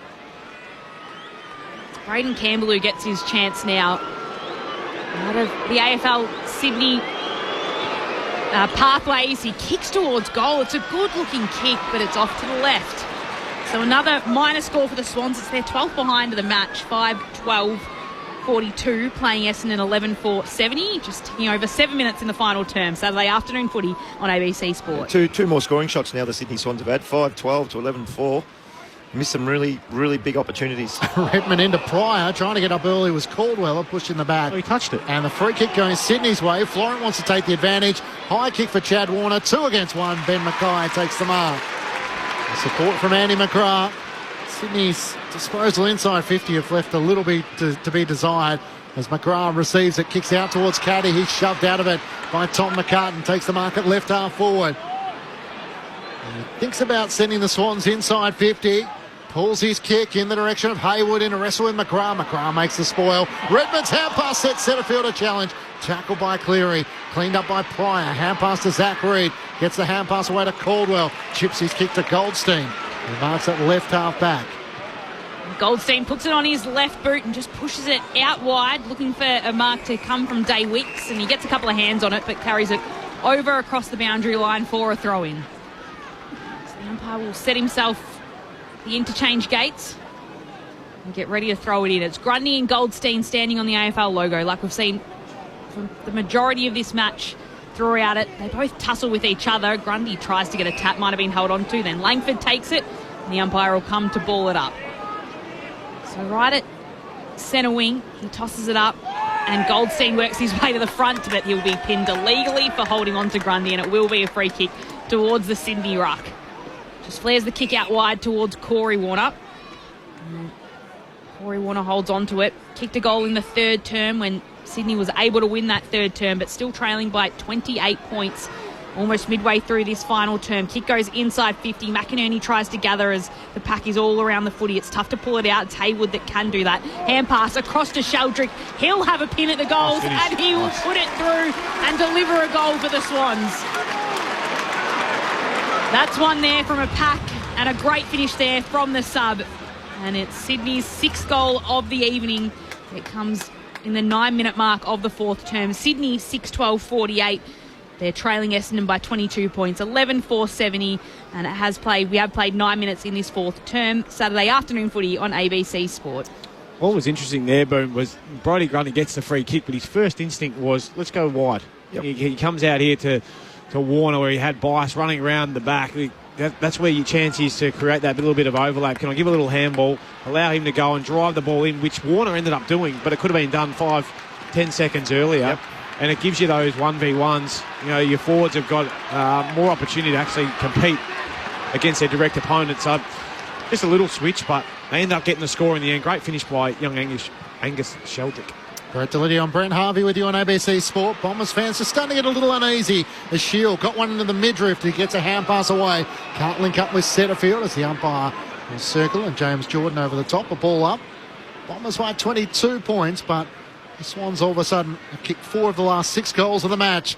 Thrown up in the air, Grundy and Goldstein. Goldstein wins down the tap, but it's Roberts of the Swans. Hand pass away to Lloyd. Hurries a kick towards half forward. McLean got away with a shove on Mackay. Spills out. Hand pass to McInerney. Vacant goal square. He goes for home. It bounces and bounces through. Look out. From 55 metres out, here come the Swans. 2 goals to start this final term, and the margin is back to 16 points Essendon's way. Kind of thought we might end up here at some stage. 11-4-70 to the Swans, 7-12-54. Good awareness from Justin McInerney. Realised the kick was on his boot. Went from home and bounced it through. Yeah, and I'll tell you, there's no more nervous person in Victoria than Corbin Middlemass at the moment. What about Brad Scott? Yeah. Corbin's an avid supporter. I mean, and I like to rub it into him. I know he'd be listening too. Geez, that was a nice finish from McInerney. Was an open goal square ability is to sum that all up and run it home. Well done, McLean. Mackay attacked it, but McLean just got that easy ball over the top. Handball off to McInerney. Great finish. They're coming here, the Swannies. Sydney have kicked 5 goals to 2 in this second half. Margin got out to 39 points, and it's now back down to 16 in this final term under the roof at Docklands. Merritt tries to get a clearance away and shoves it on his boot towards Hobbs. Just does enough to get it to Caldwell, who'll put the kick inside 50 for the Bombers. One-on-one, Day Wicks can just tap it away. And then it's Wicks for the Swans that tries to get it away. Day Wicks goes in after it as well, as does Corey Warner for the Swans. It's Florent that hand passes it away for the Swans. Picked up by Heaney in the end. He hand passes it towards Jordan. Kako has a go at it as well. But it is the Swans via Corey Warner and then Hayward who are able to clear it out of their defensive danger zone over the top of Mackay and McLean, and it's Martin that can pick it up for the Bombers and dart the kick right into Goldstein in the centre of the field. He takes the mark in front of Brodie Grundy, the 36-year-old. As he looks for options left and right, decides to go short to Setterfield, who takes the mark and then plays on, away from McLean, kicks into the pocket, over the head of Nate Caddy and Rampy. Kako races after it, little toe poke, doesn't clear Wicks. Wicks gathers, hand pass to Rampy, gets the hand pass away to Corey Warner, around his body, up towards McLean. Mackay, red at best, spoils it towards the boundary line. Merritt keeps it alive, at left half forward, kicks a tracer bullet inside 50, but well read by Rampy. Lunging to his left, was able to hang on to it. He's only 25 metres out from his defensive goal. Bombers by 16 points. As he goes short into the pocket, and the mark is taken by Corey Warner. He's going to go back to Nick Blakey. Blakey will take a bounce and then take a second one, tucking that ball under his arm. He'll take a third. He'll run it all the way outside of defensive 50. And then just this little chip kick towards McInerney, but it'll work. Hand pass to Jordan. Hand pass off to Blakey. The kick again off his boot isn't very good. Makes Chad Warner work for it. He gets it back. He hand passes it away across to Lloyd, who'll put it on his boot to kick towards goal for the Swans. Touched over the line by Reid. The Essendon defender getting back at the very last moment to get a hand onto it. So this is what I'm talking about. There's urgency in the game now. Yeah. Blakey takes it off. They're coming back through the middle. The kick wasn't perfect, but it's still come off. I haven't seen this for 3.5 quarters. They've got to get Nick Blakey into the game more. Isaac Kako's not a slow player, and yet he just bound away from him on half-back. Looked electric. Got involved on 3 occasions in the transition as the Bombers threw Zach Merritt on half-back. Looks to come inboard to Setterfield. Setterfield out to the broadcast side. Peter Wright with a rise on Dersma. Takes the mark, and McInerney copped it right into the back of the head. Wright just calls for a bit of calm. Centre wing on the broadcast side. Then kicks a high ball in the direction of Caddy. Sets himself against 2, and Tom McCartan takes the mark in the end for the Swans. He turns and comes inboard, trying to open up the game. Chips it to centre half back. Heaney has the mark.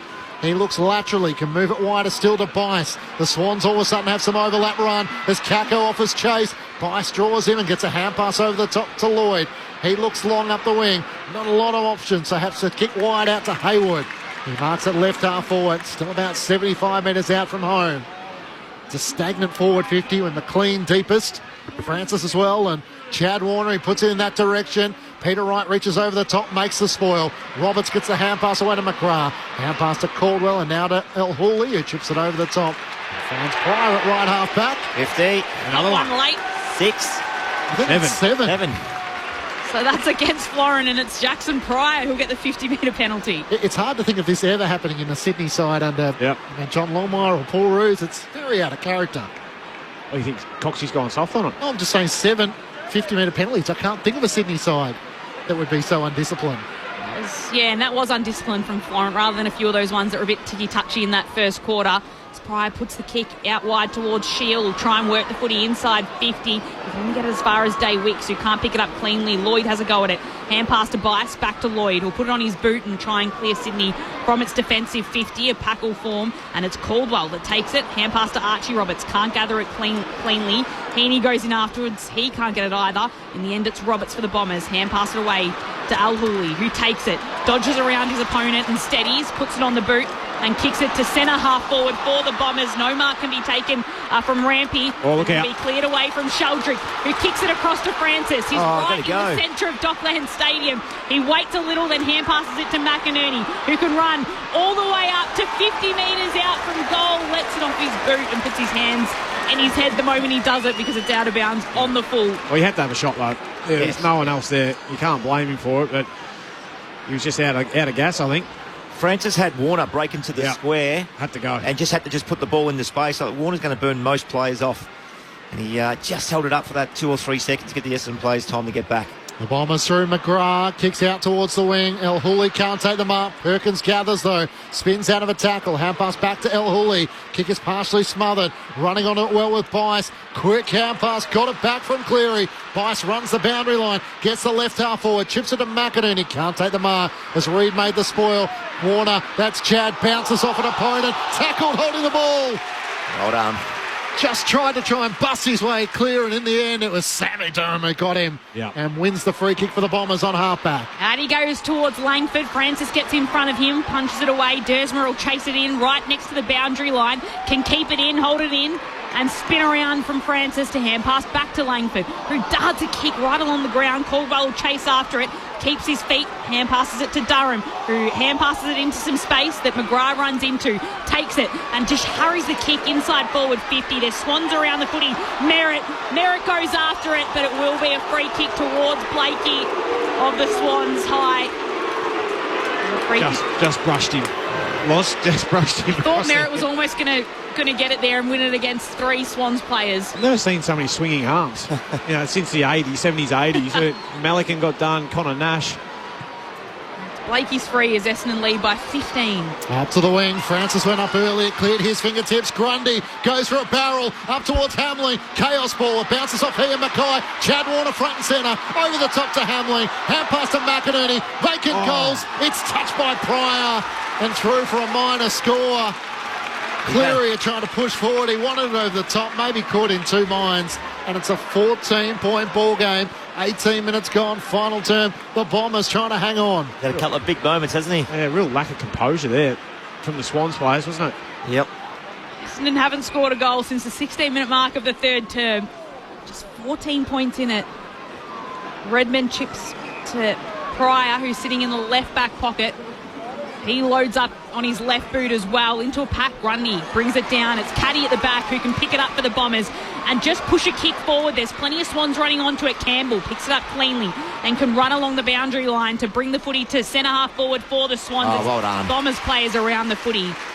And in comes Reid to hold on to a mark. He's had a great game today. What's he had today? He's been fantastic. He's been excellent so far, has Reid. He's got 25 disposals so far today.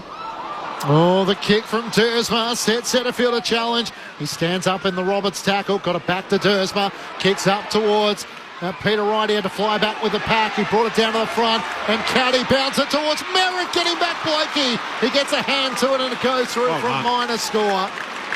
Didn't need the barrel from Caddy. No, he needed to punch the ball, didn't he? He just needed to get that ball. He wasn't thinking pass, though. He was just getting it forward. As far as he could. Yeah. You're right. 15-point lead the Bombers' way. Blakey straight down the middle to Sheldrick, who'll do the exact same thing and go right down the guts to centre half forward. It's Hamlin who can run onto it. In the end, he's beaten there by Cleary, his own teammate. Hand pass it across to Hayward, who has slotted a goal. And Sydney have worked their way well and truly into a position where they can win this match. So unlikely in the first half. And now the comeback well and truly on. It is Essendon's lead back to single digits. Just 9 points the Bombers lead by. Sydney 8-14-62. Essendon 11-5-71. Essendon ahead by 9 points. Hayward second of the game so far. Before the thoughts of our ABC Sport experts, let's head down to Alexia Pesce on the boundary. Sammy Durham has just come off. He's grimacing in pain. It looks like he got stood on before he came to the interchange bench. Thanks. The Essendon players seem to be, they're out on their feet a little bit because they've been trying to play so fast for the entirety of this game. They haven't got any control. They need to be able to slow the game down a little bit, do the opposite of what Sydney have done all game. But there's just little moments of composure. Caddy picked the ball a little bit wider. Blakey wouldn't have got there. There's just that composure. You need to hold the man. 6 goals to 2. Sydney's way since half-time as McInerney inside 50 finds Hayden McLean. Slightly right of centre, 45 metres out from goal. A chance to make it a 3-point ball game. This is a big kick, Clinchy. All of a sudden, they've kicked 3 unanswered goals to start this final term. And the game is slipping through the Bombers' fingertips. Hayden McLean has kicked a goal already tonight, 11 for the season. The Swans have struggled with their big men inside 50. They need someone to stand up. McLean comes in, strikes it towards goal. It's not a bad effort, but it's out to the left and a minor score. It's an 8-point lead, the Bombers way. Lex Pesh here on the boundary. Nick Blakey has just gone down into the rooms. Very colourful language from him. I believe he's having an HIA test. Ooh. So that's big for the Swans if he's off for what will be the end of the game. Remainder of this match if he's having a HIA test. It's Martin with the footy for the Bombers deep in defence. Essendon lead 8 points as the kick comes out, and it's Reid who holds on to that mark. Yeah, very impressive, this kid today. He sung his praises a little bit, but he couldn't have done any more for Essendon been super in this match. And he puts plenty on the kick as well as he can kick the Bombers to centre wing, just hoping for a mark. It's Grundy that punches the ball away from Langford in the pack. And Essendon look happy for this rest as the ball will be tossed in at centre wing, outer side of the ground. 3 goals, 5 this quarter. The Sydney Swans to 1 point Essendon. Yeah, the Bombers' last goal came at the 16-minute mark of the third quarter. It's been a long time ago since it was 9 goals to 2 at half-time. Thrown back in, Goldstein and Grundy. Goldstein wins down the tap. Rowbottom tries to throw a boot at it. No real purchase. Sheldrick with a hand pass away to Heaney, who kicks up towards half-forward. Reid in front, brings it down to the front. And Sheldrick tried to keep it alive. He did well in the end. McInerney charges into Pryor, wins the footy. Hand pass along the turf to Grundy. Trying to come inboard for Rowbottom. It may work to Florent. A running shot from 55. Corey Warner trying to shepherd it. It was touched on the goal line. Well done in the end. Great desperate defending by Mason Redmond. And it will be a Bombers free kick. Corey Warner desperately tried to do everything to get it through for a goal. And in the end gave away a free kick. Fantastic King tackling, wasn't it? Yep. Here's Mason Redmond winning the free kick after that tackle to stop Corey Warner from going any further. There's not too long left in this match. 8 points the margin, the Bombers' way. His kick comes out to Dersma, and he'll be paid the mark. Spilled out of his hands, but he does get it ahead of Campbell. And Dersma will have the footy still inside defensive 50 for the Bombers. He's got Redmond on short, but he looks to unload now and go long right to centre wing. There's right there against McCartan. Grundy in as well. In the end, it falls at the back to Roberts, who hand passes back to Bice. He'll put Sydney directly back inside 50. Pryor tries to take the mark. He can't. Hayward's there and can hold on to it for the Swans. He'll just kick it right to the hot spot. And it's Reid and Hamling. Hamling can't take the mark. Reid just affected him and pressured him out of it. Martin takes the footy. He's taken to the ground by Hamling, and it's a throw. That's not a sling. It was a sling. No. And a free kick going the way of Martin. The tackle on Hamley. He held Martin strongly, brought him to ground. Umpire Not was a free kick. 45 metres away that paid that. You can see the grass still on Martin's shoulder. Just takes the sting out of that little patch of play. Essendon by 8 points. The Swans have kicked the last 3 goals of the match. Pryor out of defence, up towards the wing. El Hooley can't take the mark. It's brought down to the front. Gathered by Rampy. Long kick inside 50. Corey Warner can't juggle the mark with Redmond in front. It's gathered in the end by Nick Martin. Hand pass in front of Zach Merritt, the captain at half-back. Dinks it over the top to the 36-year-old Goldstein, who gives it back to Merritt. Running at left half-back. Chips it around the boundary line to Hobbs. 24 minutes gone now, 25 in the final term. The Bombers trying to hang on. 6 goals to 2, the way the Swans after half-time. Hobbs up towards half-forward. Right flies, can't hang on to it. McCartan gets a hand pass forward to Roberts. Inboard to Rowbottom. Here go the Swans. Hand pass to Heaney. Dangerous kick into the middle of the ground, looking for Hamley. Swirled away by Reid. Redmond runs onto it. Hand pass back to Langford. Great composure. He kicks out to Sardal Hooley, who marks centre wing on the outer side. He gets some cheers from the Bombers fans on that side of the ground. It's 18 to 8 inside 50 is the way of the Swans. Sardal Hooley's kick is smothered by Lloyd over the boundary line. So it'll be a neutral ball, a throw in centre wing. City side of Dockland Stadium. Essendon ahead by just 8 points. They haven't kicked a goal since that 16-minute mark of the third quarter. And that's the Swans have kicked 3 straight since then. And quite a few behinds as well as the ball is tossed back in. Al Hooley just rolls over the footy and it's picked up by Durham back on the field. Darts the kick across to Wright. And Wright marks a few kicks from home for the Bombers. He waits for Shield to get inside 50, flares it out to him. And the sub will mark right at the top of the 50, plays on quickly and can find Perkins. Just opening up the angle a little. Adding a couple of metres of distance as well. Great run by Shield. Yeah. The fresh legs. He seen that. Peter Wright wanted to hold the game up and Shield just went bang, no, kick it to me. Great kick, put it out in front. So Archie Perkins. Yeah, well done. Just waste time off the clock. Yeah. He darts it across to Shield, who points to the goals, and whether he goes for it or not, there's 30 seconds the Bombers can take off the clock, knowing that Sydney need 2 goals really from this moment on to win it. Well, it was longer than 30 because Shield marked the football, took his 7 or 8 seconds, kicked it into Perkins, another 7 or 8 seconds. Now they got another 30. That's probably more like 50 seconds that they've taken off the clock. Here we go. Yeah, smart. And Shield goes backwards as well, so he's kicked it towards Pryor. And the Bombers are retreating, but they're doing the right thing to hold on to the footy. So Pryor holding on to it for the Bombers, leading by 8 points, just trying to hold on. It's a maturity which we haven't seen from the Bombers on too many occasions. Inside 50, crashing the pack was right. McCartan gets a hand pass away to Florin, through the middle of the ground, looking for McLean, can't take the mark. Corey Warner, hand pass away to Lloyd. They've got to hurry now, kicks it in the middle of the ground. Setterfield takes the mark, and that might just about do it for the Bombers. He looks out to the far wing, kicks it out to Nick Munn. He drops them up but has enough time to gather. He works it back to Zach Reed. Rather fittingly, he marks it right half back. Yeah, I hope Leeds has got him in his votes.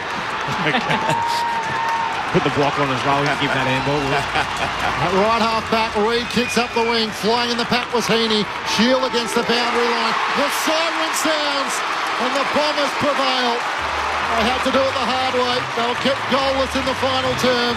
But Essendon make it 5 wins of their past 6. They prevail over the Swans by 8 points.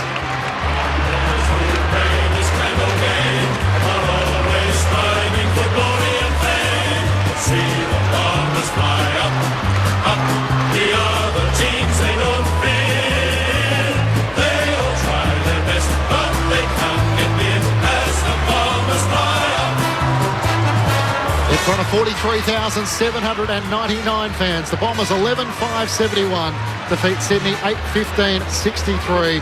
The Bombers led by 12 points at quarter time, by 39 at half time, by 30 at three-quarter time, and Sydney kicked the only 3 goals of the final term. They got back within 8 points, but the Bombers hang on to record their 5th win of the season and to stay in touch with the AFL's top 8.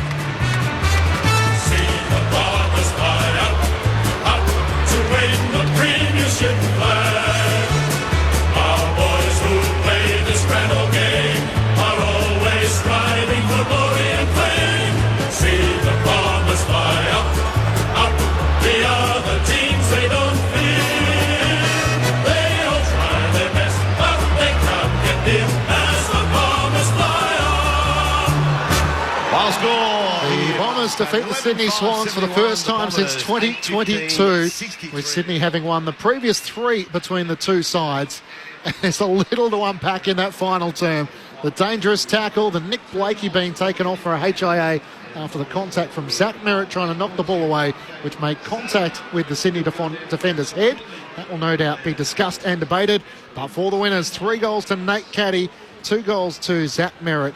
Individuals to Kako, Perkins, Durham, Redmond, El Hooley and Day Wicks on debut.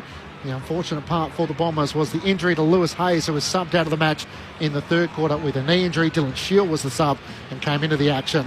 While for the Sydney Swans, 2 goals to Will Hayward, individuals to McLean, Grundy, Sheldrick the sub for the Swans, who came in at the expense of Ben Patton, Campbell, McInerney and Warner. That's Corey Warner for the Sydney Swans. The Bombers win by 8 points, but they managed just 1 behind in the final term as the Swans booted 3 goals to 5. So in the second half, it was 6 goals to 2 the way of the Sydney Swans, after the Bombers kicked 9 goals to 2 in the first half. So Brett Delidio, Brent Harvey, try and make sense of what we just saw for the last 2.5 hours of the Bombers prevail, but how convincing was it? Hard to say. They looked the better side for the first half. Essentially, didn't they, Boomer? But then they kind of ran out of petrol tickets. They couldn't keep up the raids. They missed a few goals, but to Sydney's credit, I mean, they fought it out, but they just took too long to take the game on. I think they need to be willing to get scored against a little bit more, although they were getting scored against. Yep. But they weren't willing to take that game on. So, look, there's learnings for both sides, I think, out of that. A real lack of composure at times. I think McInerney would like his last quarter again, running inside 50 a couple of times and missed a couple of goals, which could have made it even more interesting. They've still... What do they end up with their scoring shots? 23-16. Wow. Yeah. It's pretty damning in the end, isn't it? But bad kicking's bad football. So 18-35 inside 50s. Sydney's way in the second half. Yep. They've had 17 in the third quarter to Essendon's 9. Yep. Then they've had 18 in the last quarter to Essendon's 9 as well. So they had their opportunities, they had their chances. 61 inside 50s. So you have to say that goes back to a bit of method, doesn't it, in their ability to actually find a target in there. I think too often they bombed it in, and we're singing the praises of young Zach Reid. His ability, I thought Mackay was actually really solid for him today as well. You know, and their half-backs, like McGrath, Martin, you know, he didn't play there the whole game, but he was thereabouts in the back 50. Redmond as well, another 32 for him, and kicking a goal as well. So number of players that could squeeze into Boomers' votes. But look, I think we just need to give their credit to Essendon with where they've been at, because Sydney coming off a great win last week, and I tipped them this week to say, well, maybe they can go on with it. I wasn't convinced with the Bombers, you know, with their win against the Roos last week. But, geez, they just put them to sleep, the Swans, and they really did. They weren't able to get the job done. Well, they go now, played 9 games, won 3. Yep. And I just put them in the same category. Just over this weekend, St Kilda's kicked 9 goals for the game, Melbourne's kicked 7, and Sydney's kicked 8. Yep. You're not going to win too many games kicking that score. So Essendon averages 77.5 points in their wins. Obviously, this is lower now, 71 to 63. So there's certain sides they're going to be able to do that against, and a lot of other sides that they're not. Yeah, and we've seen the free-flowing style that Sydney played in the last quarter. I mean, 35 inside 50s in the second half. 18 in the last quarter, where they did throw caution to the wind. It took them a little bit to get going. They did it after the 3 or 4th minute mark, and I thought they needed to do it from the get-go. But I was really disappointed with the first 3 quarters of just the methodical brand of football that they were playing. We said that they were going to have to throw caution to the wind and do it. They did it. They kicked 3 goals, 5 in the last quarter, 8 scoring shots to 1 point. Now, they just took too long to get there. They should have did that at half time. We knew they were going to come out and do it, but it was just sort of a matter of when. They just took too long to throw that big right. So, a little bit disappointing, and that's a good win for Essendon. Yeah, I think Essendon built that win, though, off the back of their pressure. I mean, their ability, they had more of the footy by, 96? 96, yeah. More disposals.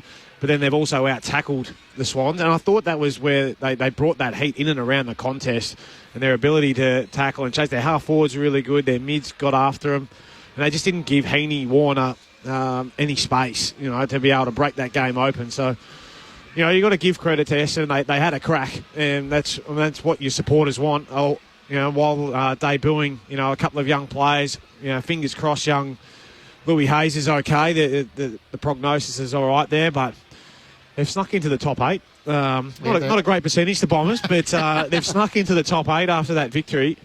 No, a percentage of 90.8, so they move into 8th spot. If the Giants prevail over the Cats tomorrow, they'll take their spot. But they've had a couple of thrillers by 3 points over North Melbourne last week, by 8 points over the Sydney Swans this afternoon. So they are building some momentum, having won 5 of their last 6. The loss, of course, was Collingwood back on Anzac Day, but geez, Essendon fans' heart rates would not want to endure that each week. Well, they get up by 35, I think we called them. by 39 at half time. 39. 320 to 210 uncontested possessions, plus 90 for the Bombers. Yeah. It's a lot of football, isn't it? It is. And they flipped it around a lot in the D50, but... Yep. Bombers winners by 8 points. Let's join them as they make their way into their rooms. Lex Pesher is down there. Just quickly, guys, before we go to the song, Lewis Hayes is down here with no ice on his knee, so hopefully that's a good sign. That's good to hear, Lex. We'll get to the song very quickly. Lots of very happy family members around here too, and also his family here, Lewis Hayes, that is, getting around him, even though, unfortunately, he was subbed out in his debut game. Still be one to remember, I'm sure. It's amazing the difference in the rooms, isn't it, Lids, when you have a win? Yeah. They're hanging from the rafters. You have a loss and there's no one in there. No one. No support, no nothing. Here we go.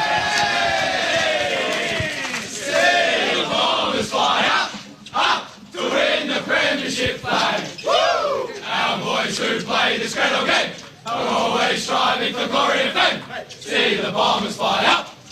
The other teams they don't fit. They all try their best, but they can't give in as the Bombers fly up. Woo! The Bombers winners by 8 points, 11-5, 71 to the Sydney Swans, 8-15, 63 in front of 43,799 fans. The President, David Barham there, sort of seemed a bit subdued as they were making their way in, and then they found a bit of gusto to belt out the song. So, not great when you get subbed out of the game and then you get drenched with Powerade. It's sort of like, oh, come on, boys. I know it's tradition, but surely we could leave that one alone. Yep.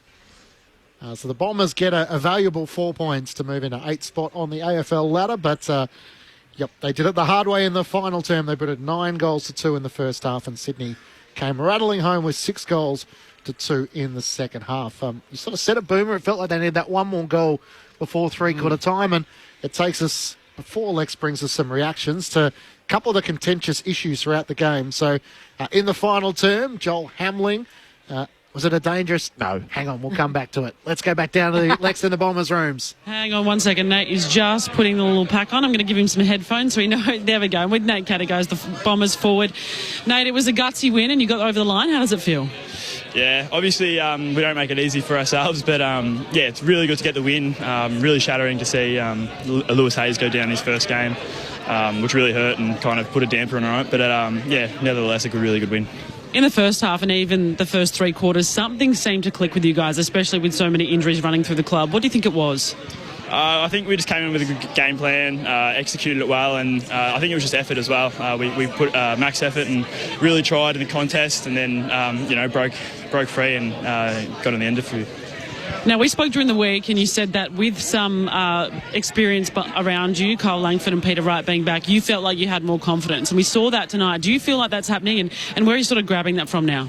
They work with me well. Like they set me up and put me in the right positions, and they've got a lot of experience playing AFL, and they're obviously really, really good players. And if I can get like them and we can really build that cohesion, I'll be pretty happy with myself. So hopefully we can keep building that and have some really good games and be really dangerous. All right, ABC experts Brett Harvey and Brett Deledio, it's over to you. Nate, Brett Deledio here. Well done tonight, mate. I feel like your game's really starting to grow. And I feel like it was after that Anzac Day game, mate. Did you take a lot of confidence out of that? You seem to have been playing great footy since then.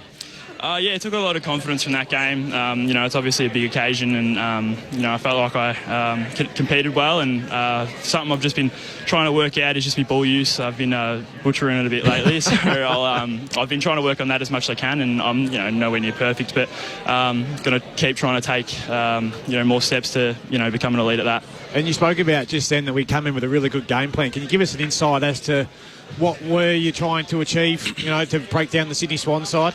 I don't want to get in trouble and say something I shouldn't, but some of the stuff that we've really worked on through the pre-season, and I'm pretty sure it's pretty obvious, but corridor, stuff like that. But tackle pressure, one of those, because you guys were great today. Yeah, tackle pressure was one of the main ones as a forward group, and obviously as a whole. But that's one thing that we think we lacked the last couple of weeks, and we can get better at. But I thought we brought that today, and it worked out for us. It's a great answer, Nate. It's Boomer here, mate. Hey, How are you? How are you? I'm good. Good boy.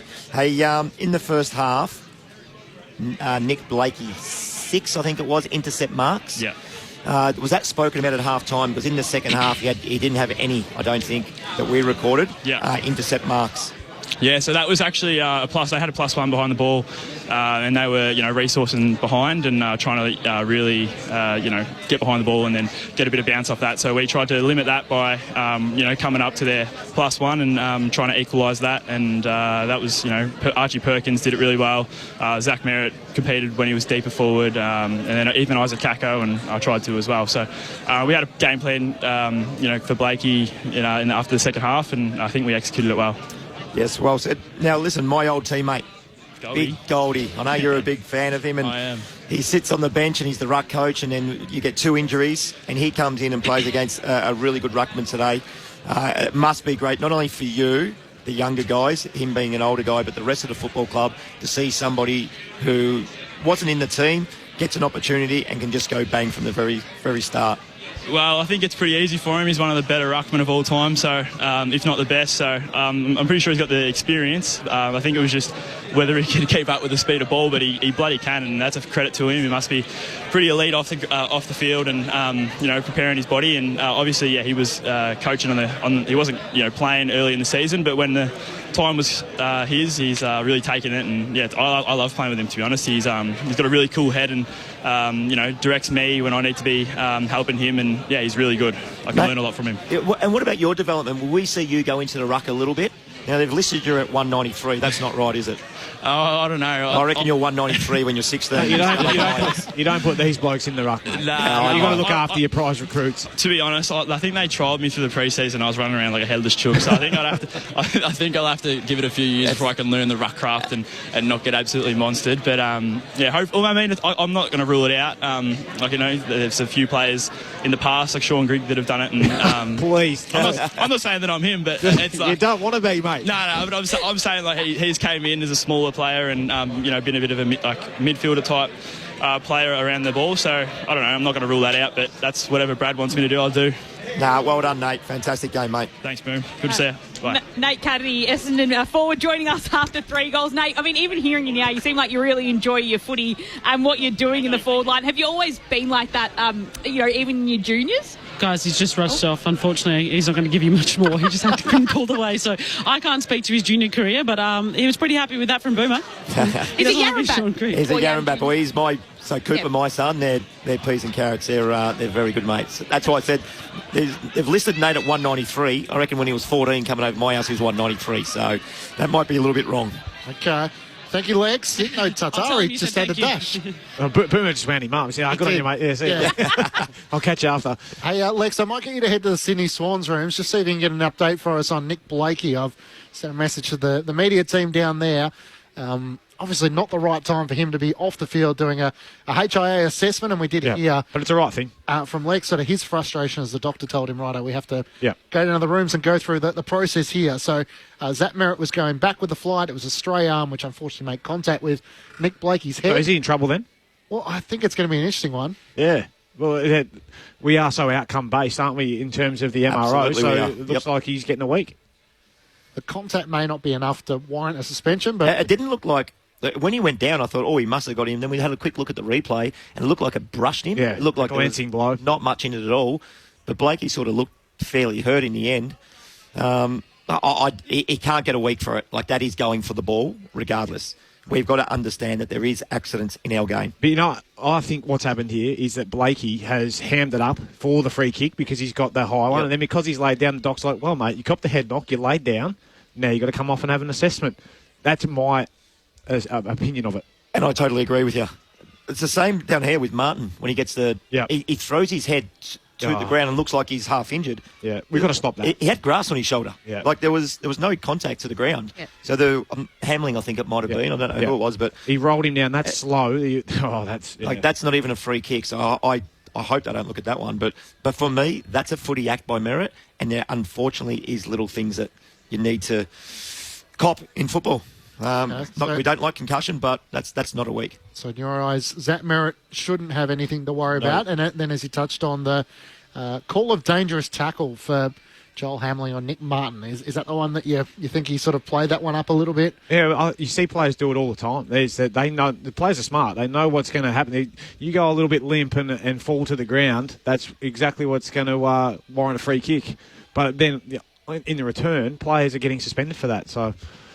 Yeah, I don't know. I don't like the way it's going. So the Bombers winners here at Docklands over the Sydney Swans by 8 points, 11-5-71. The Swans 8-15-63. Clingy, I just noticed in the Swans rooms, and I would never have thought of doing this as a player, but a few players probably from other teams in the Swans rooms. Tom Sparrow I just saw, and Elijah Hollins as well. As I would never have gone down. I don't know how good a mates I was. I'll catch you after. I'm not coming down to the rooms. Totally agree. I just don't get it. There's been a bit with some of the milestones throughout this season of players who have swapped. Well, the Tiggs boys went and saw Liam Baker and Fridge Graham. They were hanging out down there. Yeah, they're sort of like... Well, that was before the game, wasn't it? Oh, was that after the game? Yeah, after they were down there with the photo. Presented him with his jumper before the game. So for Caleb Daniel, they had Marcus Bontempelli, Tom Liberatore, Ed Richards, some of the senior members of the Bulldogs down there. It's a weird look. I'm with you. Yeah, it is a little strange. So the Bombers have had wins over the Sydney Swans, North Melbourne, West Coast, Melbourne and Port Adelaide. So 5 wins against the bottom 10 sides. Yet to beat a top 8 side so far this season from the 3 clashes in which they've had. So do you feel like they are building with a better system than what we've seen in recent seasons, or is it a little too hard to try and judge on the efforts of today and last week? Who have they lost to? They have lost to Adelaide, That was a hiding too, wasn't it? That was a hiding. Yeah. Hawthorn back in round 1. Hawthorn was by 26 points. Adelaide was by 61 points, and to Collingwood by 41 points on Anzac Day. Probably 3 teams that are going to be in the top 5 of the ladder, so you probably wouldn't expect them to beat them teams, and then they've beaten the teams that they need to beat. I think they're tracking okay with where they are with their list and what they're trying to do and replenish. I think they're actually tracking okay. You can see the system that they want to play. We tried to squeeze it out of Nate, didn't we? But he didn't want to bite on that. But you can see what they're trying to do versus some other teams that are around their mark, and you can't see the way they're trying to play. So, no, I think Brad's doing a great job with the boys down there. It'll be interesting in the next few weeks, and when they play the Carltons and those type of teams that are sort of around them, you get a better gauge with those games, I think. Yeah, so the next 3 are the Western Bulldogs at Docklands on Saturday night. That's a tough one. Tigers and Brisbane. Winnable against the Tigers. Then Carlton. Yeah, so tough month, really, isn't it? Yeah, it is. They got the Dreamtime game against the Tigers, which you'd expect them to win that one, but it's a tough month. It's the soft R, isn't it? The soft rebuild in terms of, we don't talk about it publicly, but they're making some changes behind the scenes. The player in which you'd be excited about if you're an Essendon fan would be Zach Reid. And the first half in which he was able to have 15 disposals, finished with 27 for the match, going at 85% disposal efficiency. He took 14 marks. 14 marks. Alongside Jackson Pryor, who took 14 as well. So it was a lot of the defenders for the Bombers who dominated the stats sheet. So Nick Martin had 38 as sort of the exception. Andy McGrath with 35. Mason Redmond with 32. Will Setterfield with 28. And Zach Reid with 27 alongside Archie Roberts. And then Jackson Pryor with 23. So a fair gap to the rest. But it's like they're trying to get that combination right. Jaden Laverty is sort of the player who's been playing in the VFL. Has just served his 3-match suspension for his headbutt against Port Melbourne. They look way better with Zach Reid there than they do Laverty. As good a player as Laverty's been, he's been fighting out of his weight division, hasn't he? There's a 190 to 192 maybe player versus someone who's 197, 98, who's finally got his body right now, but to clunk it and 202 he's listed at. Yeah, I got that wrong, didn't I? He's him and his brother are both absolute monsters. His younger brother, obviously, over at West Coast. Young Archer. No, I thought he was fantastic today. I thought he was nearly. It'll be interesting again when we do the votes. But Zach Reid, I'd have to be in the top 2, I would have thought. Yeah, well, he'd be close, yeah. I don't know. I'm not sure who's doing it. Maybe he'll get Lexi to throw us a few votes as well. We talk about big jaws and chins and all that sort of stuff. We've got a top 5 for that. But. Yep, we started on that tangent about the biggest chins in AFL footy, past and present, and we finished with the 3-2-1 for the ABC Footballer of the Year. The 2 debutants, one in which is close to your heart, Brett Delidio. You manage Archer Day Wicks, who is the 2024 rookie draft selection for the Bombers. How'd you see his game? He obviously kicked a goal, and we've touched a bit on Lewis Hayes, who unfortunately has finished the game being subbed off with a concern around a knee injury, but he was a part of the song for the Bombers, which was the pleasing sign at the end of the day. I think Arch was great for the experience. I think you could see him just going up and down the middle of the ground towards the end of the game and coming to terms with what AFL footy is and the work rate that's required, but great for him to get his first shot on goal and get kick a goal, which is fantastic for him. But I think also, young Lewis Hayes, he looked pretty comfortable. He's obviously a few years in and he's been going pretty well, but disappointing for him with his knee injury. So, yeah, good for the boys to play and a win in their first games. I don't know whether you remember all those years back to yours, Boom. Mine was a loss. Was yours a win? Mine was against the Tigers. Oh, was it? Yes. What year? 1996. Round 22. Yep. I come on for they made you wait. I come on for 5 minutes, dragged, no touches. Come on for another 5, dragged, no touches. 1 handball leads in my first game. Yeah, well, I didn't go touches. That's a good result. I thought I was going to absolutely dominate in my first game. 5 in the first quarter and finished with 9. So we got beaten by 10 goals by the Cats. No, it wasn't a great day for us back then, but great to experience a win. Good experience for the boys to get out there and play their first game, and hopefully it's the first of many. Well, it's a big moment, isn't it? It's not only for them, but the family and all their coaches get a big thrill out of it. Yeah, exactly. As well, they would have had a few people like that tune in today, or if not come to the football to watch. It's a big experience, and it was only a couple of years ago when my boy Cooper made his debut, and it's just like wow, like this is big. This is his dream. Yep. And he made it with the debut.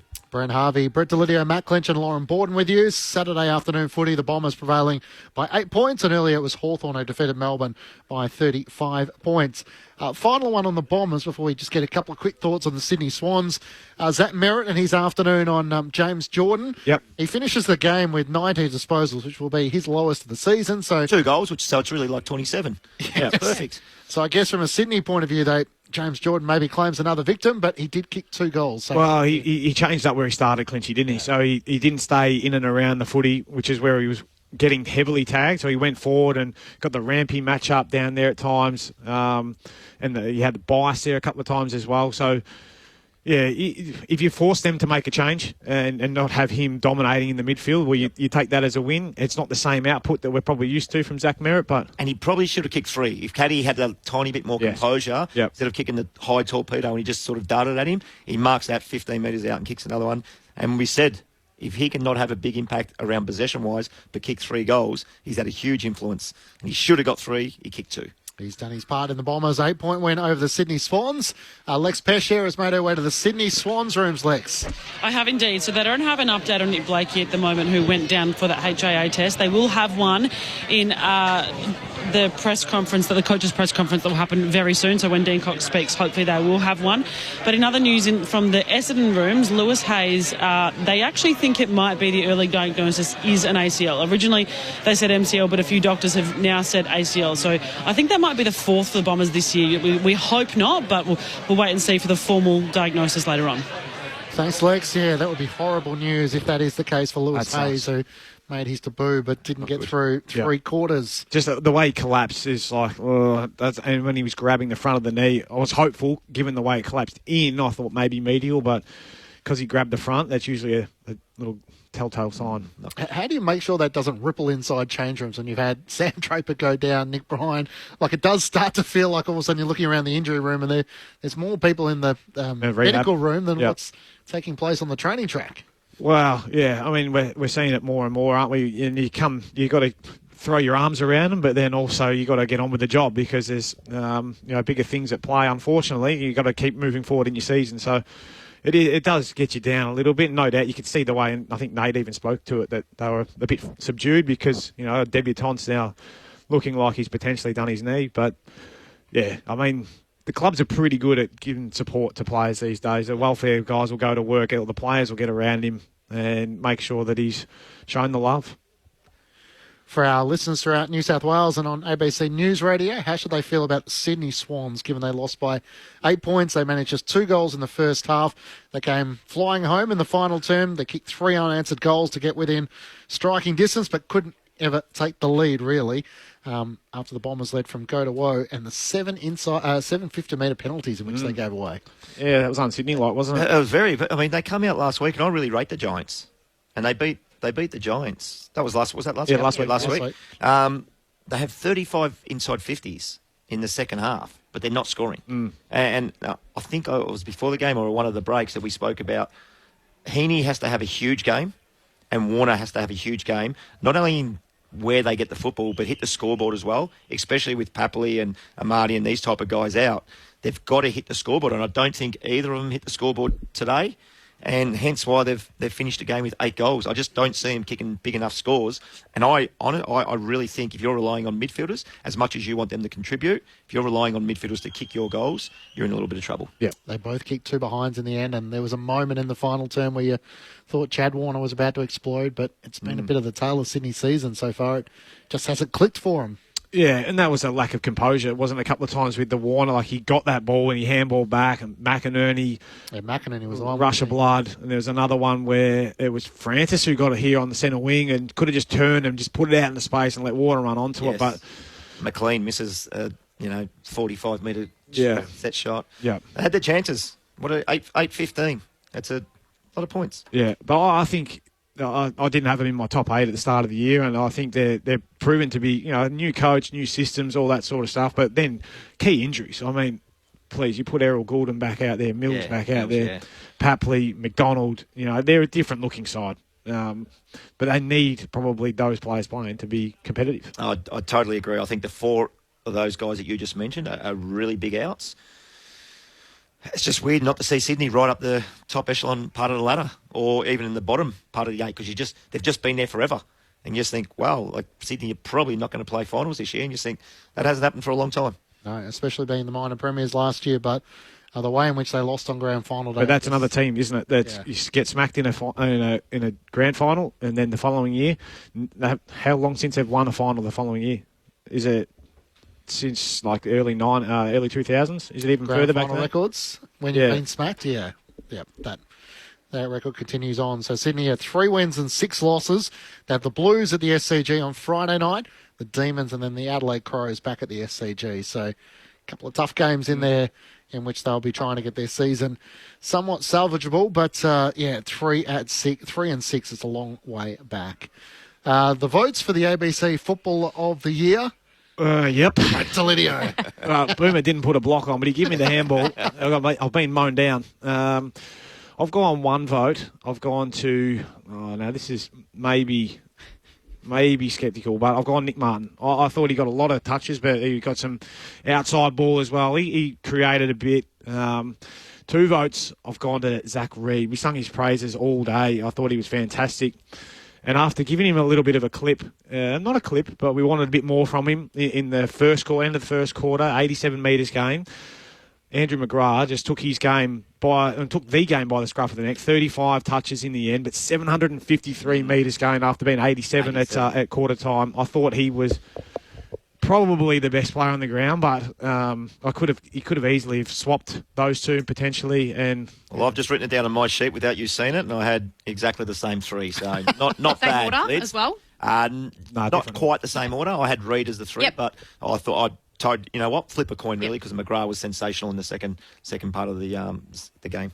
Which is good news for Essendon's defence, considering that's been the concern. Well, we've seen McGrath probably do a few more lockdown roles, and he had that Nahini matchup and the Warner matchup when they went deep forward, and he held his own a couple of times there, which was a real credit to him. But he gave him that dash. I actually thought that matchup, Heaney-McGrath in the air, I thought Heaney was going to... But the ball didn't come in there. Didn't come in clean. It didn't come in clean for Heaney to really do anything. Yep. So, absolutely held his own at full-back. 3 to Andy McGrath, 2 to Zach Reid, 1 to Nick Martin from Brett Delidio in the ABC Footballer of the Year. Earlier, Hawthorn 35-point winners over Melbourne. Jack Gunson booted 3 goals in the final term. James Warple got the 3 votes in the ABC Footballer of the Year.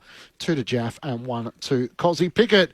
So it brings us to tonight. The Gold Coast Suns taking on the Western Bulldogs for the majority of our audience. That will be the game in which we're taking you to. Mitch Turner led it beautifully. The Suns have had a great record there in Darwin. They're strong They've won their last 6 matches. Jack Rogers and Harvey Gallagher will be the subs for that match. Yep. You got a strong feeling either way between these two sides, or are you keen to find out? I'll pick the Suns, but I'm not, only because of their record. Yeah. And I'm expecting them to bounce back, and Dimmer would have just sharpened them up a little bit through the week. So I'm expecting them to bounce back. But, geez, the Dogs have been impressive. They have. I mean, and doing it without the best... He's probably nearly the best player in the competition. Mark Spondapelli, please, yeah. He's an absolute star, and to do it without him, Richards takes a step up. And you've got some other players that have just taken the next step, and Libba gone to another level. They look good. So have they played much up there in Darwin, the Bulldogs? I think they did early, didn't they? Yeah, they used to. Remember Brad Johnson wearing gloves? That's Ryan Griffin wearing gloves, getting it 50 times. Yeah. So if the Dogs win, what would it say? That they're a bloody good team. Yeah, they're a proper contender. Yep. Okay. And Port Adelaide take on the Adelaide Crows. For listeners, if you can't find that on your local radio, it's on the ABC Listen app. Just click on the AFL Extra button with Aaron Bryans and the team. Christian Moraes is the sub for Port Adelaide and Sam Berry for the Crows. It feels like a game where Adelaide should be clearly too strong, but if you've lived in South Australia, you know that showdowns are a flip of the coin, and who knows what's going to happen. And also, Port Power, they're an emotional team, and they got thumped last week. And you know what happens after they get a flogging? They bounce back. And so, they'll be wound up, no doubt. Kenny would have given them a few. Yeah, no, I like the Crows. I think they've led well too. I think Jordan Dawson's an absolute star of the competition. Yeah, he's a gun. Is he underrated still? Are we giving the definitely not by their club or people who watch footy closely, but I just think he's an absolute star. He kicks the ball beautifully, leads well. He's such a big sort of size, marks the ball, kicks goals now, which is added sort of to his game. I think Adelaide get the job done over there. 3 goals last week. Will be interesting to see how he goes tonight. Thanks, Boomer. Thank you. Good luck with the car park. Thank you to Lids. Thanks to Loz, to Lex, to Lee, to Brett Sprigg, who you'll hear as a part of our team for the match tomorrow from the MCG. For our listeners through Sydney and Canberra News Radio, we bid you farewell. For our listeners through South Australia and WA, you're off to showdown number 57. And to everyone else, it's the Gold Coast and the Western Bulldogs in Darwin. But just a reminder, if what you're looking for is not on your radio, the ABC Listen app has you covered. Just click on the AFL Extra button. I'll chat to you from midday tomorrow as we make our way down the highway with Cameron Ling for AFL Sunday on ABC Sport. It's the Cats taking on the Giants down there. It's good night from Docklands. Here's a little how the Swans went down by 8 points. The hand pass away back to Martin, who darts the kick into the centre of Docklands and finds Caddy. He wants to move the ball on quickly, and in the end it's overstepping the mark. And Essendon Ford will get a 50-metre penalty. Now the mark is set at 45 metres out from goal. Nate Caddy lets loose from 53 metres out and has nailed the opening goal of the match. And now a 50. Fasado Huli is going to be taken within scoring range now. He was on the wing on the outer side. For an opening goal in AFL footy, Sardell Huli comes in and sends it straight into the Bombers fans behind the goal. And they come from everywhere to celebrate with him. Umpire says play on, and it'll be a kick from Daywicks, who will just bobble this ball towards goal. First goal? And he'll kick it. First game, first goal for Archer Daywicks. And every single player on the field comes to celebrate. Grundy wins down the tap. Head over the footy in the end was Lloyd. Can't get a hand pass away. Durham just rips it away. Swings on his right. What a classy finish. Wow. The brute power to extract the footy. Martin takes the mark. Not quite. Full play on. He can steady himself and kick towards Caddy. Puts his 2 hands up in the air and Mark turns around, plays on, slams it through in the goal square.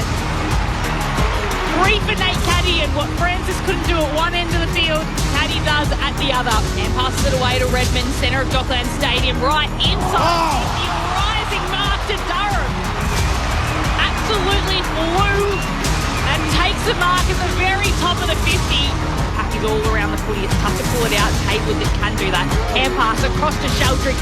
He'll have a pin at the goals, and he will put it through and deliver a goal for the Swans. Here's a kick towards half forward. McLean got away with a shove on Mackay. Spills out. Hand pass to McInerney. Vacant goal scorer. He goes for home. It bounces through. From 55 metres out. Here come the Swans. It's Hanley who can run onto it. In the end, he's beaten there by Cleary, his own teammate. Hand pass it across to Haywood, who has slotted a goal.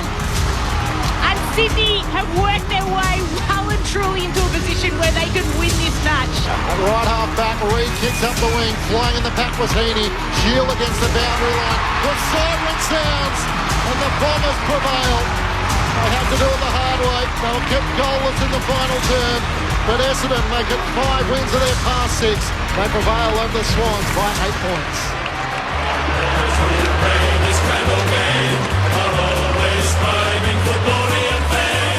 See the Bombers fly up, the other teams they don't fear. They all try their best, but they can't get near as the Bombers fly up. On your radio, ABC Sport Digital, and on the ABC Listen app. God Tier Comedy is on ABC iView. Good God. Unbelievable. More checklists, optics, breeders, big boys, double park, and so many more. Always free, always hilarious on ABC iView.